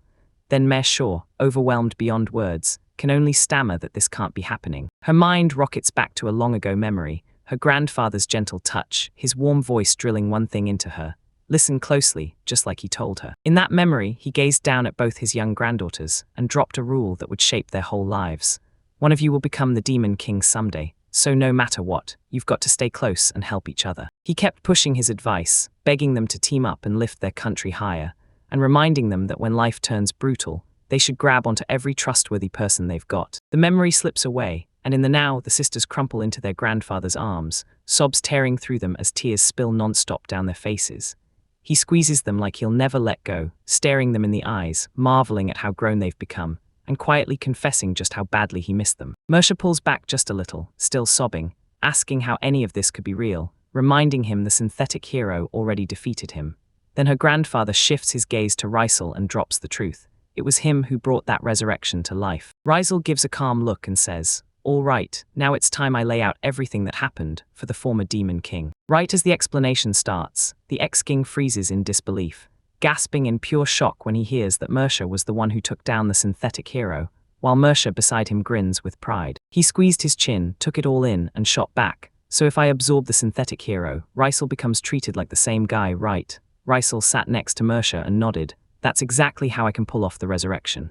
He made it crystal clear, though, that only the memories tied to the resurrection were handed to him, and the moment he realized it, he felt it click. The memory of how he defeated the Demon King had been passed down through Mana. Rysel admitted he'd been half terrified he couldn't resurrect the former king, but the moment the man's face flashed in his mind, relief hit hard, so the grandfather nodded like he totally understood, and right after that, Rysel leaned in with a new question. Could he pull off that same synthesis on his granddaughters at the suggestion, Mayashaw and Sissel blew up in protest. Mayashaw snapped that it was unfair if only Lord Rysel got to do it, while Sissel stuttered that there couldn't possibly be any harm in trying. Their argument exploded louder and louder as they jabbed accusing fingers at a stunned Rysel. Sissel insisting that because the synthesis was proven safe, it could help them get stronger, and Mersha slamming the point home that even if Rysel wasn't top tier at mental manipulation, that was a completely different problem. He brushed off their hype with ice-cold calm, snapping that the synthetic hero was a mortal enemy of every demon, and then he pressed, "Tell me you've really got no defenses against the idea of turning that enemy into part of you." Sissel's stern face snapped into a huge grin, and she brushed off the worry like it was nothing next to the thrill of getting stronger. Mayashaw nodded right along, and their grandfather burst into a chuckle, then apologized to Rysel for his granddaughter's unstoppable zeal. Seeing how badly Rysel meant it, the sisters watched him cave and say yes, he'd start the synthesis. The moment he agreed, the sisters erupted in triumphant cheers, and then Sissel jolted, clenching her fists as a wild, unbelievable power flooded out of her like it was overflowing. After the procedure, the former Demon King stormed up to Rysel with a grim, burning question. "Why am I back, really?" Rysel answered without hesitation. He needed him to help Cecil. He laid out his reasoning and said, even if Sissel already had her own vassals, it would be cruel to leave her stuck handling everything by herself. Once his proposal is sealed, he just watches as the old Demon King studies his granddaughters, while Mare Shah needles Sissel, bragging that she's strong enough to throw ultimate magic like it's nothing. Sissel panics and blurts at her to stop right there, and the old king lets out a warm chuckle, eyes shining with that soft, crinkled smile. Then he fully accepts his new role, declaring that guarding his granddaughter is the happiest thing a grandfather could ever have. With the case finally put to rest, Rysel leans in and thanks everyone with a heartfelt, no-nonsense word. He whips around to face the former king, slaps a hand on his back like they've got a pact, and tells him he can't wait to team up. Right then, something unseen slashes through the air, and both him and the old king snap their heads around, faces tightening as pure focus hits. Elsewhere, Mersh's eyes flare with fresh power, and her hands hiss as dark energy crackles between her fingers, Sissel standing right beside her, while she announces their preparations are finally done, meaning she can go face the humans in negotiations without holding back. The story snaps to a bustling human city, where a furious, "damn it," erupts from a grand building and ricochets through the streets like thunder. A human king's face contorted with rage as frustration spewed from him. He demanded out loud why he couldn't win. Regius, his attendant, watched in terror, just as the king's furious hands started bleeding from the outburst. The king spins on him, bellowing, "Shut up," and the young man recoils with a terrified squeak. Right as the shout dies out, a blazing white light explodes from an open doorway and blasts the whole room wide open. A lone figure stands in the doorway, spilling blazing light into the dark, and Regius freezes solid, fear choking his words, stammering in disbelief as he can't wrap his head around just what kind of presence this is. The mystery figure who'd shown up before the human king turns out to be with Trio. Then a woman with huge dark horns and a smug grin strides forward, backed by the hard-eyed Mayashaw and a horned man with dark hair, and she tells the monarch straight to his face that it's a pleasure to finally meet the king of humans. With total authority, she names herself Sissel, the new demon king, and the moment she does, she demands they start peace negotiations right now. That title hits the human king like a punch to the chest. He just gapes, trembling, unable to speak. His expression is pure shock and terror as his words tumble out in messy, stuttering panic. Demon Lord Mayashaw flashes a warm smile and thanks their host for the welcome, but beside her, her sister Cecil keeps a stone-faced, unimpressed glare. They've barged into a formal meeting room without warning. Now the demon crew is seated across from two humans, Mercia, Cecil, and a towering horned figure, while a flustered noble with a goatee and his jittery, bull-haired aide, Regius, scramble to keep their composure. The noble, beads of sweat on his brow, slams his clenched fist on the table and mutters that he has no other choice, while his aide watches, worry carved plain into his face. The horned figure, hidden in disguise, rises up and watches Noble coolly, and then it clicks. This man has zero idea he's staring down the very hero he exiled after all. Cooley's trapped in his own mind, convinced he has to play along for now, not realizing the real danger closing in on him. Mayashaw cuts through the tense air, leans in close and declares, "All right, time to talk about our demands right now." Then she lays down the main demand. Wipe out the unequal treaty once and for all, the one that's kept humans and demons locked on opposite sides for years. Mayashaw slams the final demand on the table, 1 trillion pi in reparations, paid for every old grievance. Caught in the fallout of that bombshell, Cecil Kamlai slams a document onto the table, swearing every detail is written right there, while the noble's eyes pop wide and he stutters, "What did you say?" Cecil snapped into fake shock, clapped a hand over her mouth, and told him to stop those glaring lies. Then the noble slammed his palm on the table, roaring that there's zero truth to the claim that humans use demons as slaves in their territory. She doesn't bat an eye at his denial, she just demands he prove his claim, and Rysel backs her up like, "Go ahead."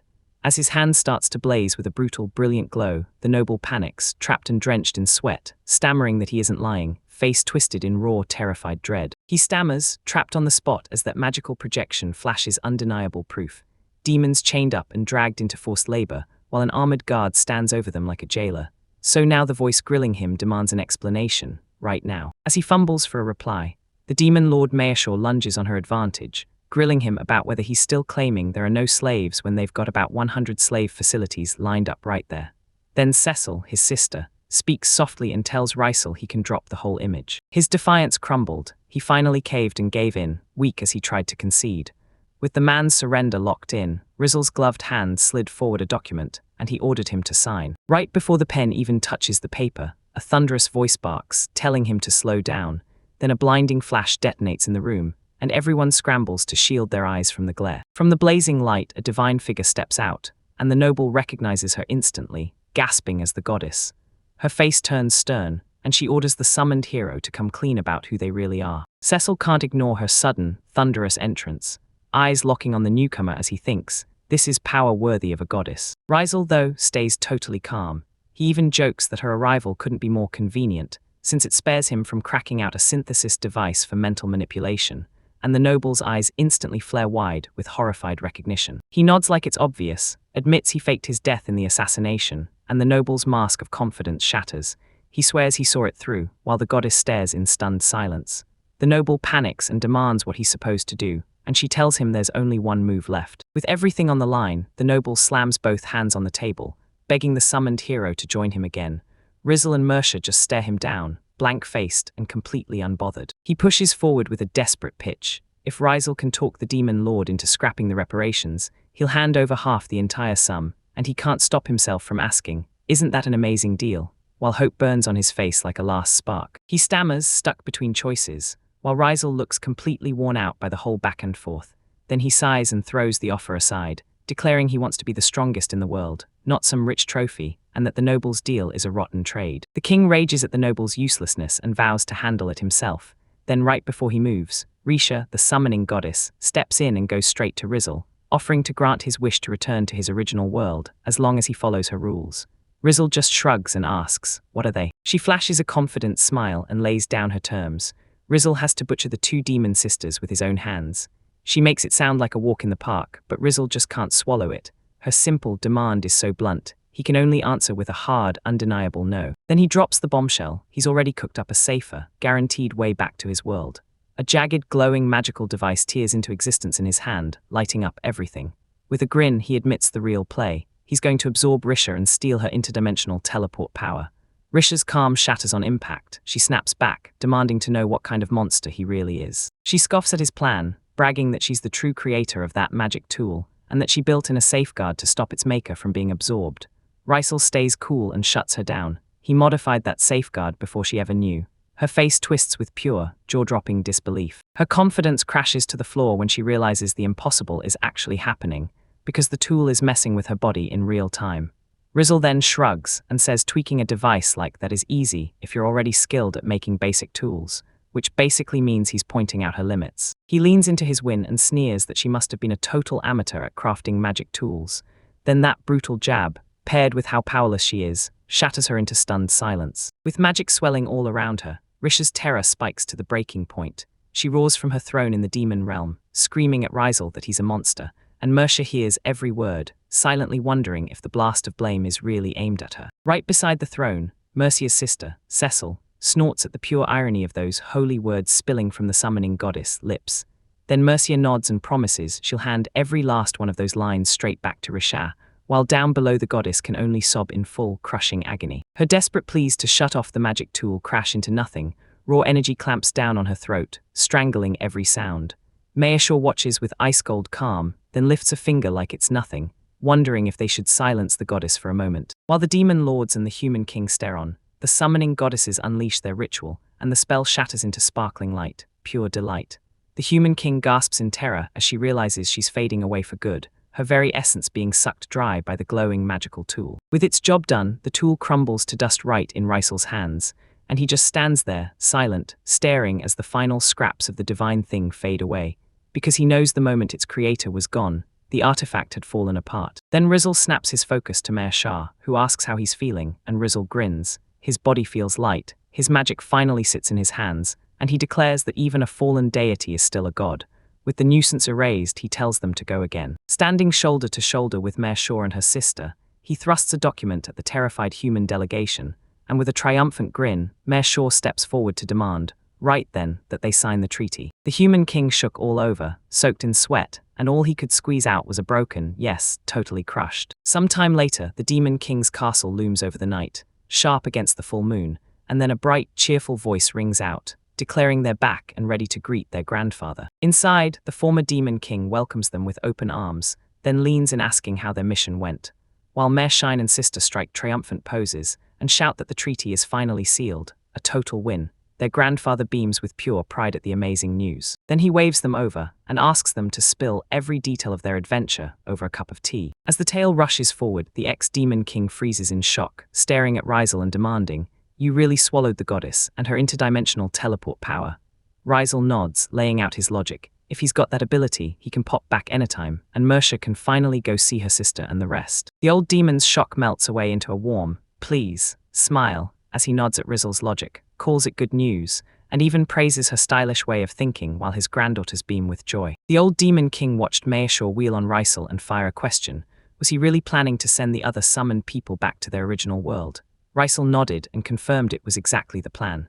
Mayashaw leaned in, all urgency, saying they had to tell the three of them right now, and Rysel agreed without a second thought. With their decision locked in, they rushed to tell the three summoned heroes, and the moment the news hit, the men broke down. Leal and Frodo straight up sobbed, thanking Rysel over and over for the chance to finally go home.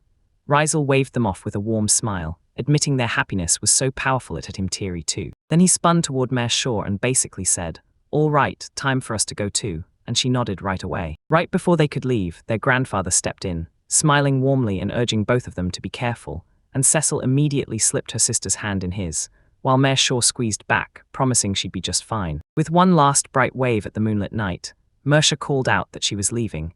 Then she and Rysel slipped into the darkness and kicked off their journey. A blazing wall of light explodes into fragments as a nasty, crackling dark force slams through, and out of the distortion steps Rysel, gulping in the world around him. This eerie atmosphere hits like a memory he thought was gone. He stares out at a dead, crater-pocked wasteland, and then, bam, there's this giant, monolithic tower looming in the distance. He flinches, thinking, what the hell is this place? Next to him, Mershal just shakes his head and says his hometown is brutal, like it looks exactly like hell. She snaps her head toward him, eyes blazing, and demands to know what kind of magic experiment he could have botched so badly that the whole world got warped like this. He finally admits he screwed up a spell the second before the goddess summoned him, and calls it a quantum magic circle, leaving Mersha completely lost. He lays it all out like it's the next big leap of magic circles, starting from a basic level 1 plane, upgrading into a solid level 2 form, and now unveiling level 3, the quantum magic circle. Then he hits you with the real kicker. It's an insane technique that crams way more information than a 3D magic circle, which means it runs far more efficiently. He realizes his old self never would have pulled this off, but now with the goddess's power at his back, he's sure he'll succeed. He lifts his hands, and glowing rings of light spiral into place as the dead ground beneath him starts to shimmer, exploding into a storm of magical energy, like the world is about to flip into a whole new era. As the transformation rips across the land, he keeps talking, slamming random numbers into different parts of multiple 3D magic circles, and stacking the layers until high-level magic, the kind nobody could touch before, suddenly becomes possible. That, he declares, is the whole heart of the quantum magic circle. Mersha stares in stunned disbelief as the lava zone snaps instantly into a green, grassy plain. She beams with a sharp, toothy grin and yells that she saw what happened, but she still can't make sense of it all. Then her face snaps from confusion to frustration in seconds, ending in an angry, pouty scowl. She admits that with what she knows right now, all she can truly tell is that his magic circle isn't some ordinary 3D spell. It's on a whole other level, and she can't help wondering if she'll ever be able to use power like that herself. Rysel just pauses and says he can't promise anything. He shifts topics fast, grilling her about why she keeps talking about super ultimate life forms. Then Mersha cuts in because he hasn't explained it yet, telling him there are 9 in total, and each one has its own crazy paranormal power. His face tightens with iron resolve as he declares his final mission. Wipe out all 9 of them and steal their abilities into one complete collection, because in his mind, only then will he finally rise as the world's strongest. He drops a bombshell. He already knows where the super ultimate life forms are hiding, tucked in the dungeon's lowest levels, deep in the world's most remote corners, and sealed behind brutal natural barriers that keep teleportation from ever reaching them. Risha fires back, saying that until now nobody has ever found a way past those walls, and then she asks if even he can pull it off now that he's stolen the goddess's power. He doesn't argue, he just nods in quiet agreement and stares at the strength he now holds like it's burning in his hands. Her eyes soften as she presses him with a deeper question. Are you really sure you're the one meant to walk this path? Later, his focus snaps to the demon lord, Mersha, and he pivots toward her, saying her name like a challenge, urging her to consider something important. She swivels back, brows tight, clearly wondering what he's really up to. Then he drops a jaw-dropping proposition, asks her if she wants to try going to the divine realm, and it blindsides her so hard her face twists with pure disbelief. In a blink, they're standing inside this huge, blank white void. Mersha freezes, asking if this is the divine realm. He nods and says it's real, a world carved out by the goddess. Mersha stares, shocked that there's literally nothing here, and he points out that something still shows up far away. They close in on the strange device, and Mersha's mind races. What is this thing? He crouches and studies it, spotting a stone man pattern like the synthesizer and a faint flicker of the goddess's power. Then it clicks. The goddess's teleportation wasn't gone, it was trapped inside this machine, which is why it's still intact even after the goddess vanishes. Suddenly, the device blares to life, its screen flickers on all by itself. Mersha jerks back with a gasp, and in the same breath he realizes, it must have sensed the goddess's power now living inside him. On the screen, a barren sea of rocks stretches out, and he freezes because he knows it on sight, the very ground where he first crashed in and started his experiments. Then the coordinate map pops up, locking onto the exact spot like a bullseye. His eyes snap to the display, and razor-sharp focus takes over as he drinks in every coordinate, while right beside him, a worried mare blurts, "What are you doing?" He stares at the device's screen, where a dark, scary cave entrance fills the view. Then Mersha snaps, startled, and demands, "What did you just say?" Rysel stays cool and explains that it isn't random at all. That picture is the dungeon's lowest floor, the home of the ultra-ultimate lifeform. He's blown away by how the goddess's teleportation power works, and the device showing this exact spot proves it can slip past the natural barriers that usually slam the door on that kind of magic. Mersha fires back, asking if that outside device is the secret behind the goddess, razor-precise teleportation, and when he hears yes, he admits he's not sure why the power had to be split, only that she probably couldn't manage it on her own. His eyes snap to something else on the device's interface. What could it be? He mumbles it out loud, and Airshop can't help but stare back, hooked by the mystery. Mersha shoots him a sly smirk, needles him about the clumsy goddess, and straight up asks if he can even survive that kind of power. Rysel rubs his chin, thinking hard, then nods like he's cracked the code. He can, because the power has been taken out of her and given to someone else. That's it, she says, smiling at his answer. She shoots out a wild new idea. What if the power could be peeled away from its owner, then swapped and merged into something totally new? The moment it clicks, she beams like she's finally proven her worth, and proudly says her presence has finally done something. Rysel then stops, weighs every word, and starts thinking, could he absorb the device's power for himself? A grin snaps onto his face, he's all in. All right, he decides, grabbing the device. He cups his hands over the glowing orb at its core and hits the refusion, and it erupts in a blinding rush of light. Energy ribbons spiral out of the device and slam into his hands. He gasps, stunned as the power surges through him. Mayeshaw leans in, eyes locked on the outcome. So what happens? Go ahead, he says, and his hands are still blazing with light. The device jolts, its screen snapping awake and flashing the same shadowy cave entrance it showed earlier. Right as Mershal stares in awe and confirms, with sheer excitement, that the test really worked. He clenches his fist in victory. Now he can teleport anywhere he wants. He whips around to Mersha and hatches a plan, their next move to track down the first ultra-ultimate life form. He and Mershaw pop into a dead, cavernous void, and the floor instantly fractures under their feet. He snaps that he teleported them to a safe distance to dodge any traps waiting ahead. Mershaw still can't calm down. Dread hangs in the air, the ground keeps trembling, and she's left wondering if this really is the creature's lair. Her question gets answered in the blink of an eye out of the darkness. A monstrous shadow creature forms, and two hateful, glowing eyes ignite before them. Mershal snaps out a terrified cry, but Rysel doesn't flinch. He stays locked on target and declares that their quarry is. The shadow snaps into focus, and boom, out rises a towering skeletal nightmare, flapping massive leathery wings.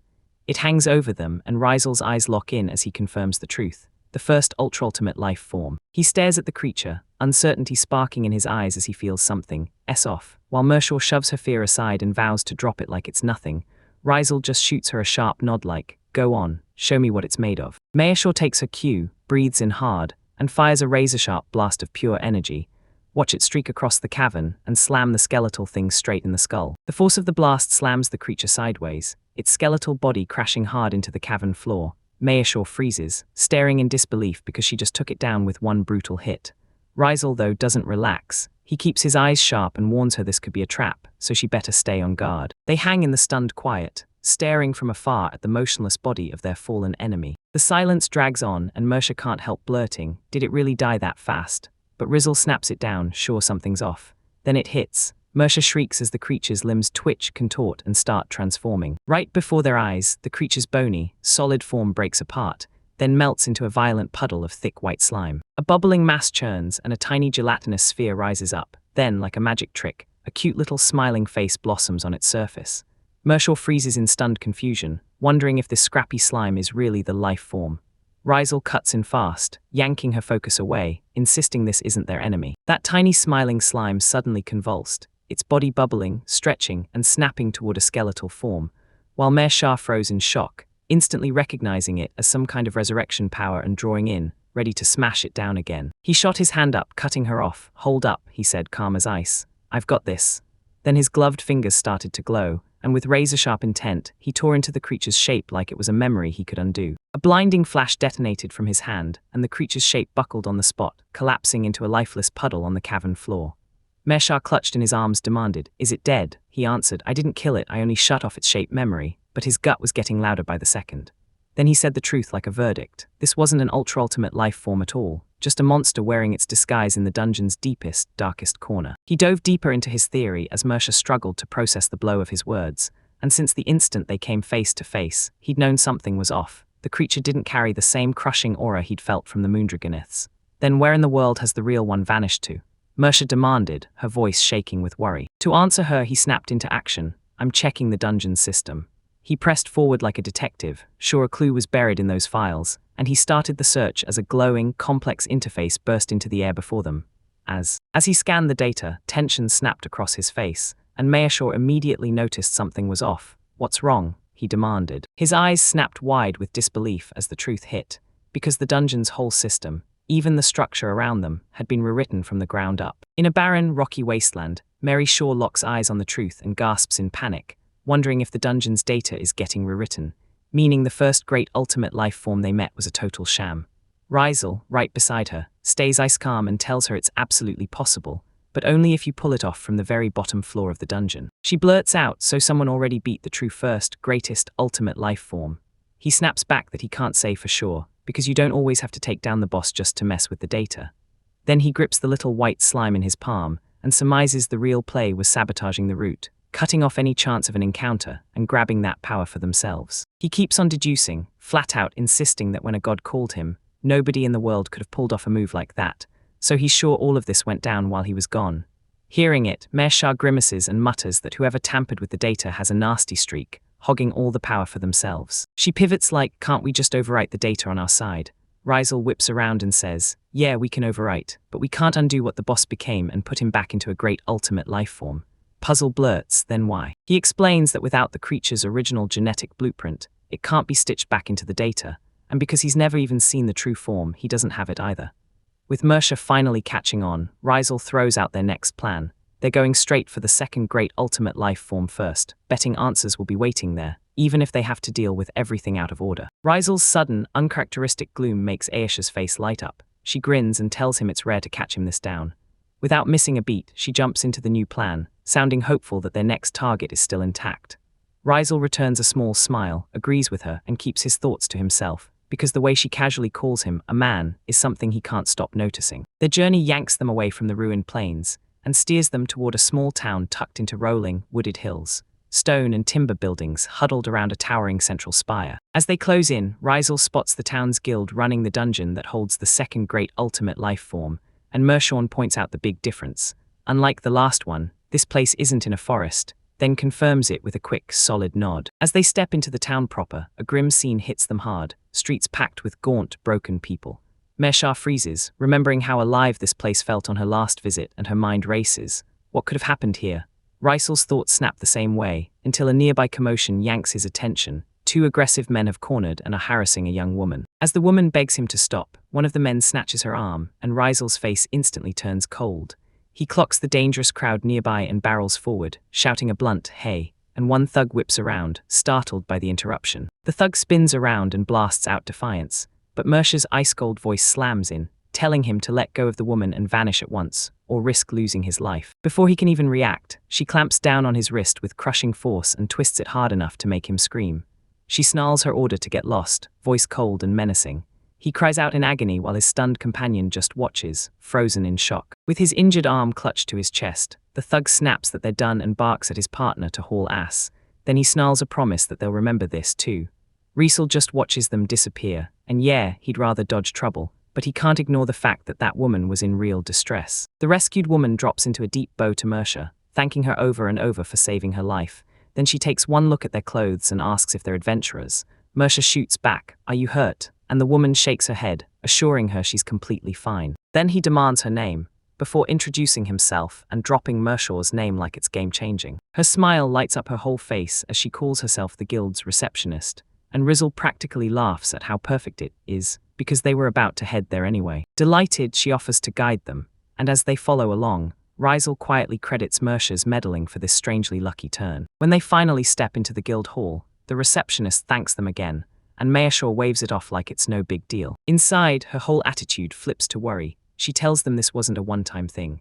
Those thugs have been crawling around town for a while now, and that's why their help matters more than ever. Mershaw blurts out whether this sudden lawlessness has anything to do with the legendary ultimate life forms, and Rizel jumps in that it's a real possibility, so they drag the receptionist for every last detail. He strode up to the counter, Mer shied hard to his side, and he shot straight to the receptionist, who had just asked what they wanted, and made it crystal clear. He had a request, and he needed to talk to the guildmaster, not anyone else. As the receptionist repeated the title, her face tightened with a hint of worry. Then the guildmaster nodded, confirmed his request, and pressed her on whether setting up a meeting like that would be hard. As she explained the guild's policy, her eyes begged forgiveness. Meetings with the guildmaster were locked to adventurers of a certain rank or higher, and that rule totally blindsided him, so he immediately grilled her about the rank requirement. Mershaw suddenly jumped in and asked if he had his adventurer's card on him. Then both receptionists' faces lit up, saying they could check his rank in seconds right there at the counter. His confident grin vanished in a flash, and unease hit his face like a warning siren. Sensing it, Mershaw snapped a questioning call his way. Her suspicion curdled into pure irritation as she leaned in, and snapped that he better not have forgotten it. Then his confidence crumbled. Sweat poured as he stammered that he definitely had it somewhere, he just couldn't remember where he'd shoved it. Mercia's fury finally snapped. She snatched him up and screamed, demanding to know what he was going to do now that they were stuck. He could only choke out one frantic apology after another, his face twisted with pain as he admitted he was terrible at handling the small stuff. Panic swelled between the two of them, and then the receptionist broke the tension with a sudden idea. She suggested she could hunt down his registration by searching his name, and Marshall snapped his head up, stunned, then pressed, "Is that even allowed?" She pressed a finger to her lips and winked like she was in on a secret, then told them, "Normally I'd need a supervisor's okay, but I'm bending the rules as a thank you for getting saved. Keep this quiet, got it?" She swallows the secret and nods. She'll take his name to dig up the registry.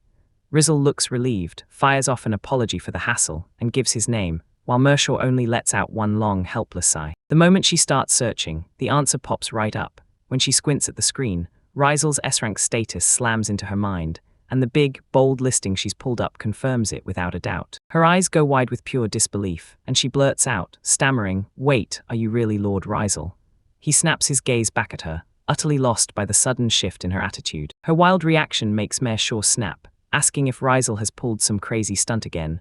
Rizel, still totally baffled, swears he hasn't done a thing, while the receptionist trembles in shock. She snaps her gaze between his face and the picture on her screen, and the moment she spots the match, her voice turns certain. She's found him, and there's zero doubt. Once she's sure who he is, she snaps, "Hold up," then dashes off to grab the guildmaster right away, leaving Rizel wondering if he's caused trouble before, while Mayasha watches and swears things are going surprisingly well. She's back moments later, breathless with an apology for the delay, then promises to lead them straight to the reception room, right now.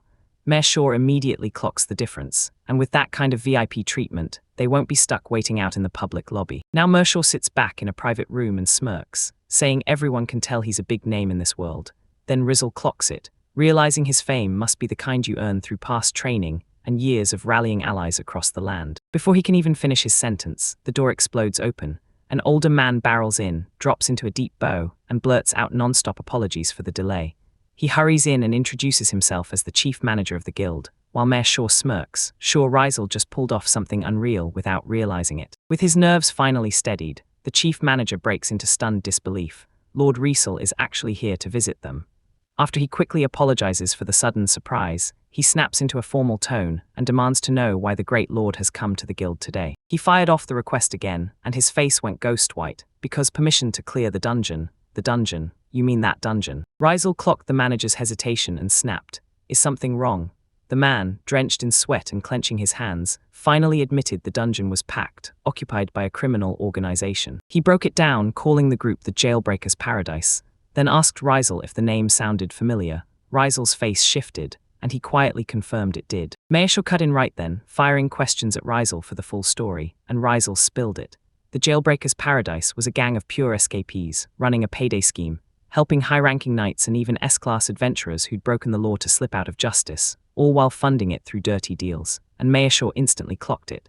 These monsters had to be tied to the thugs running wild in town. He added that their fighting skills were absolutely unreal, way past what regular adventurers or even the town's vigilantes could survive, and Mershaga just smirked, like she'd already clocked how much of a troublesome mess this crew was. He kept digging into the clues, sure some ruthless player was yanking the strings from the shadows, draining the dungeon's resources to the bone, until the guildmaster grimly admitted the worst. They couldn't secure a single supply, so the town's stockpiles were almost gone, and that left the guild with zero power to strike. After hearing the whole ugly truth of the problem, Rizel's gloved hand clenched into a fist, and you could feel his understanding turn into unshakable resolve. Mayashaw's sharp grin lit up the room. She figured if they wiped out the organization, the town's fears would disappear. With a king's duty on her tongue, she pledged them to the mission, and Rizel hit the table hard, shocking the guild staff as he swore to tear the organization apart. Then she upped the stakes like it was nothing, suggesting they should take down the second great ultimate life form too. The guildmaster snapped into stunned disbelief, asking if they really meant to go after something like that. Rizel stayed cool and simply gave the green light, turning that shock into relief, and the manager practically cheered. This was great news, but seriously, who were these monsters with that kind of power? Once the plan was locked in, the guildmaster got blindsided by a brand new logistics nightmare. Right, there was a mountain of supplies that somehow showed up out of nowhere, and he could only gape in disbelief, wondering how they hauled in all that gear. He stammered, still trying to wrap his head around what was happening, and Rizel snapped into explanation. Those supplies would keep the townspeople going until they came back, leaving the town in the guildmaster's capable hands. He promised he'd lay out everything in more detail later, and Mersha sealed it with a confident smile. Once the job was handed off, the two of them spun around and strode away, and as they left, Reisel's voice snapped back, telling the man to keep his chin up for a good report. The guild master and the receptionist waved them goodbye, shouting for luck as they vanished into the dark, and the moment they were gone, the guild master's smile faded into worry. He turned to his subordinate. He asked what was on her mind, and the receptionist, burning with curiosity, blurts out who Lord Reisel's companion could be, but the guild master just lets out a heavy sigh and shuts it down fast, saying that kind of secret isn't meant for commoners like them. Far from the guild's reach, Reisel and Mersha burst into a huge dead-empty cavern.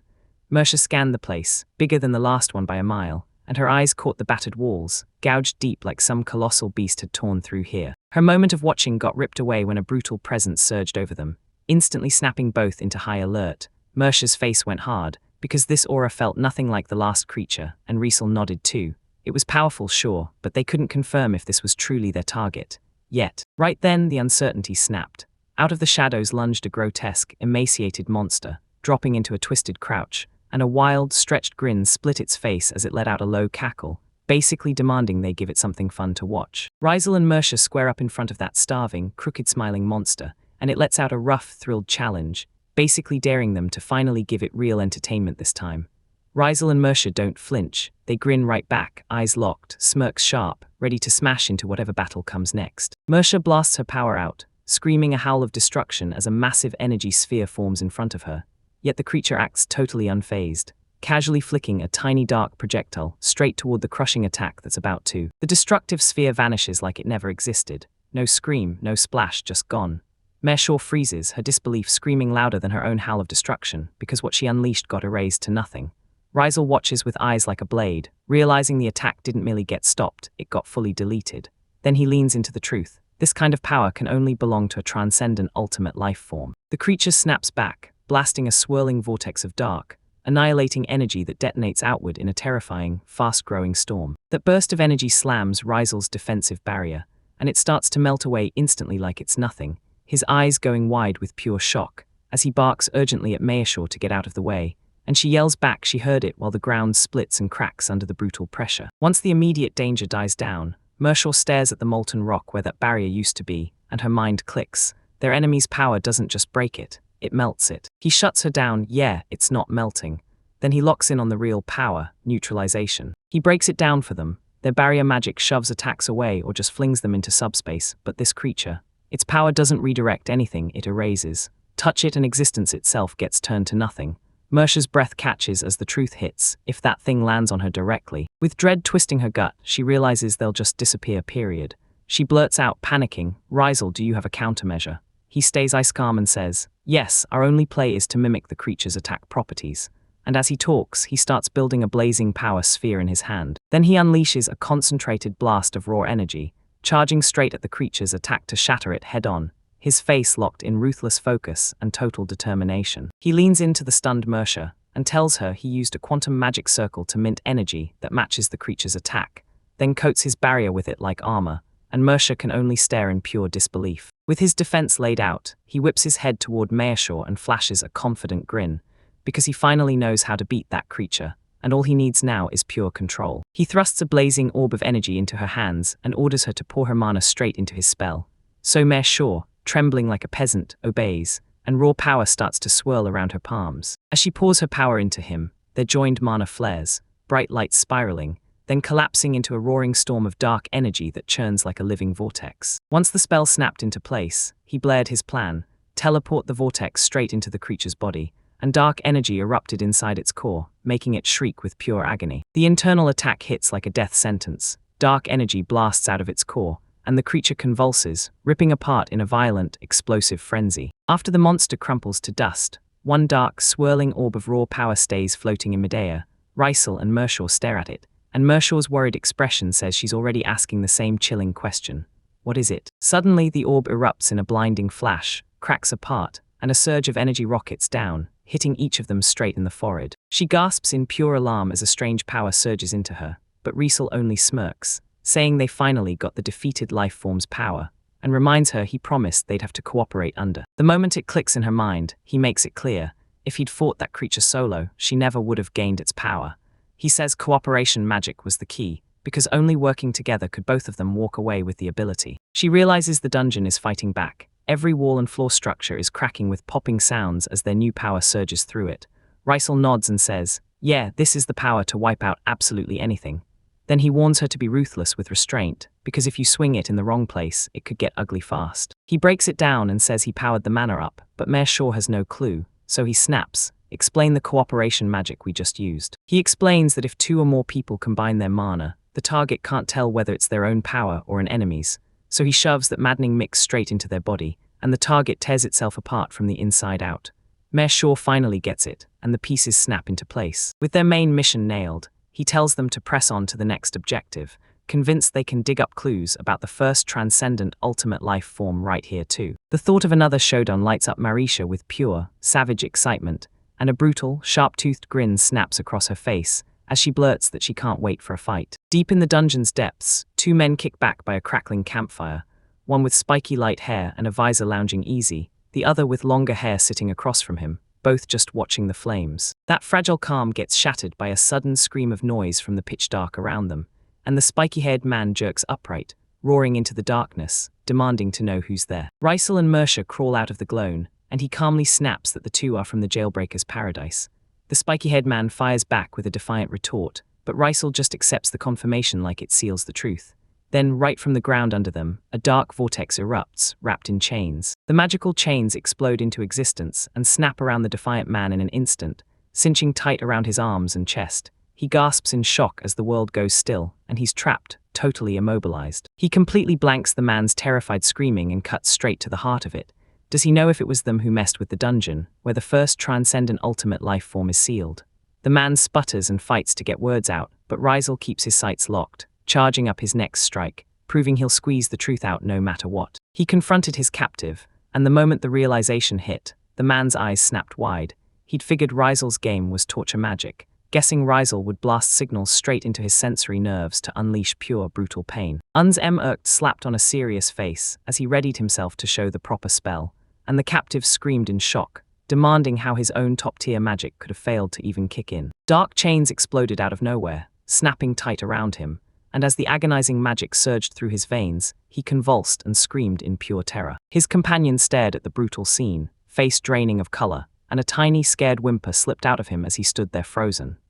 With the first criminal crumpled and out of commission, Rysel snapped his icy stare to the next captive and demanded, one last time, whether his organization had anything to do with the dungeon holding the first transcendent ultimate life form. The man clenched his teeth like he was trying to force it to work, but panic hit hard. Then dread followed as he realized, with horror, that he wasn't dying like he'd planned. Mersha then cracked the real reason he was still alive. Then she smirked with pure confidence, and told him she'd already gone and shut down his poison ingestion magic circle. When his last plan got crushed, the man crumpled into despair, and begged them to believe him. They truly had no clue, because as low-level grunts, they'd never be allowed anywhere near their boss's secret plans. He kept pleading, tears pouring down his face, begging them to track down the executives upstairs and torture them until they finally coughed up real information. Seeing the man completely lose it, Rysel snapped his attention to Mershaw, sure they'd just been clueless from the start, and Mershaw went along with the captive's idea too, so the move now was simple. They'd track down an executive. He snapped his back to the 2 defeated men and headed for the cavern exit, and right behind him, Mershaw stared in shock and called out, asking if he was really leaving already. She snapped, "Why aren't you finishing them off?" Rysel shot a look over his shoulder and laughed them off as not even worth the trouble. Mershaw finally admitted she was right. I stepped out of the cave's mouth, and Mersham blared loud questions, wondering out loud if it would have been smarter to interrogate someone strong from the very start. Their chat snapped to a halt the moment they burst into the daylight, and Marcia spotted 3 figures far off, her mind trying to label one as an executive, until a sudden gasp tore it all apart. The whole scene centered on a towering man with dark skin blazing under glittering magic stones, and Rysel pointed out that every single one was fused to his body, so Aeshel blurted out, "What are you even doing?" The man shrugged and said it was human enhancement. Slot magic stones into your flesh, and you can push out magic at an absurd level. She figured there had to be a catch. Rysel himself would never use that kind of method, so when he said the magic turns dangerously uncontrollable, her worst fears hit home. One slip, and you could trigger a massive explosion that could wipe out an entire continent. The danger was so massive it froze the words in her throat, and she blurted out whether there was any way to survive it.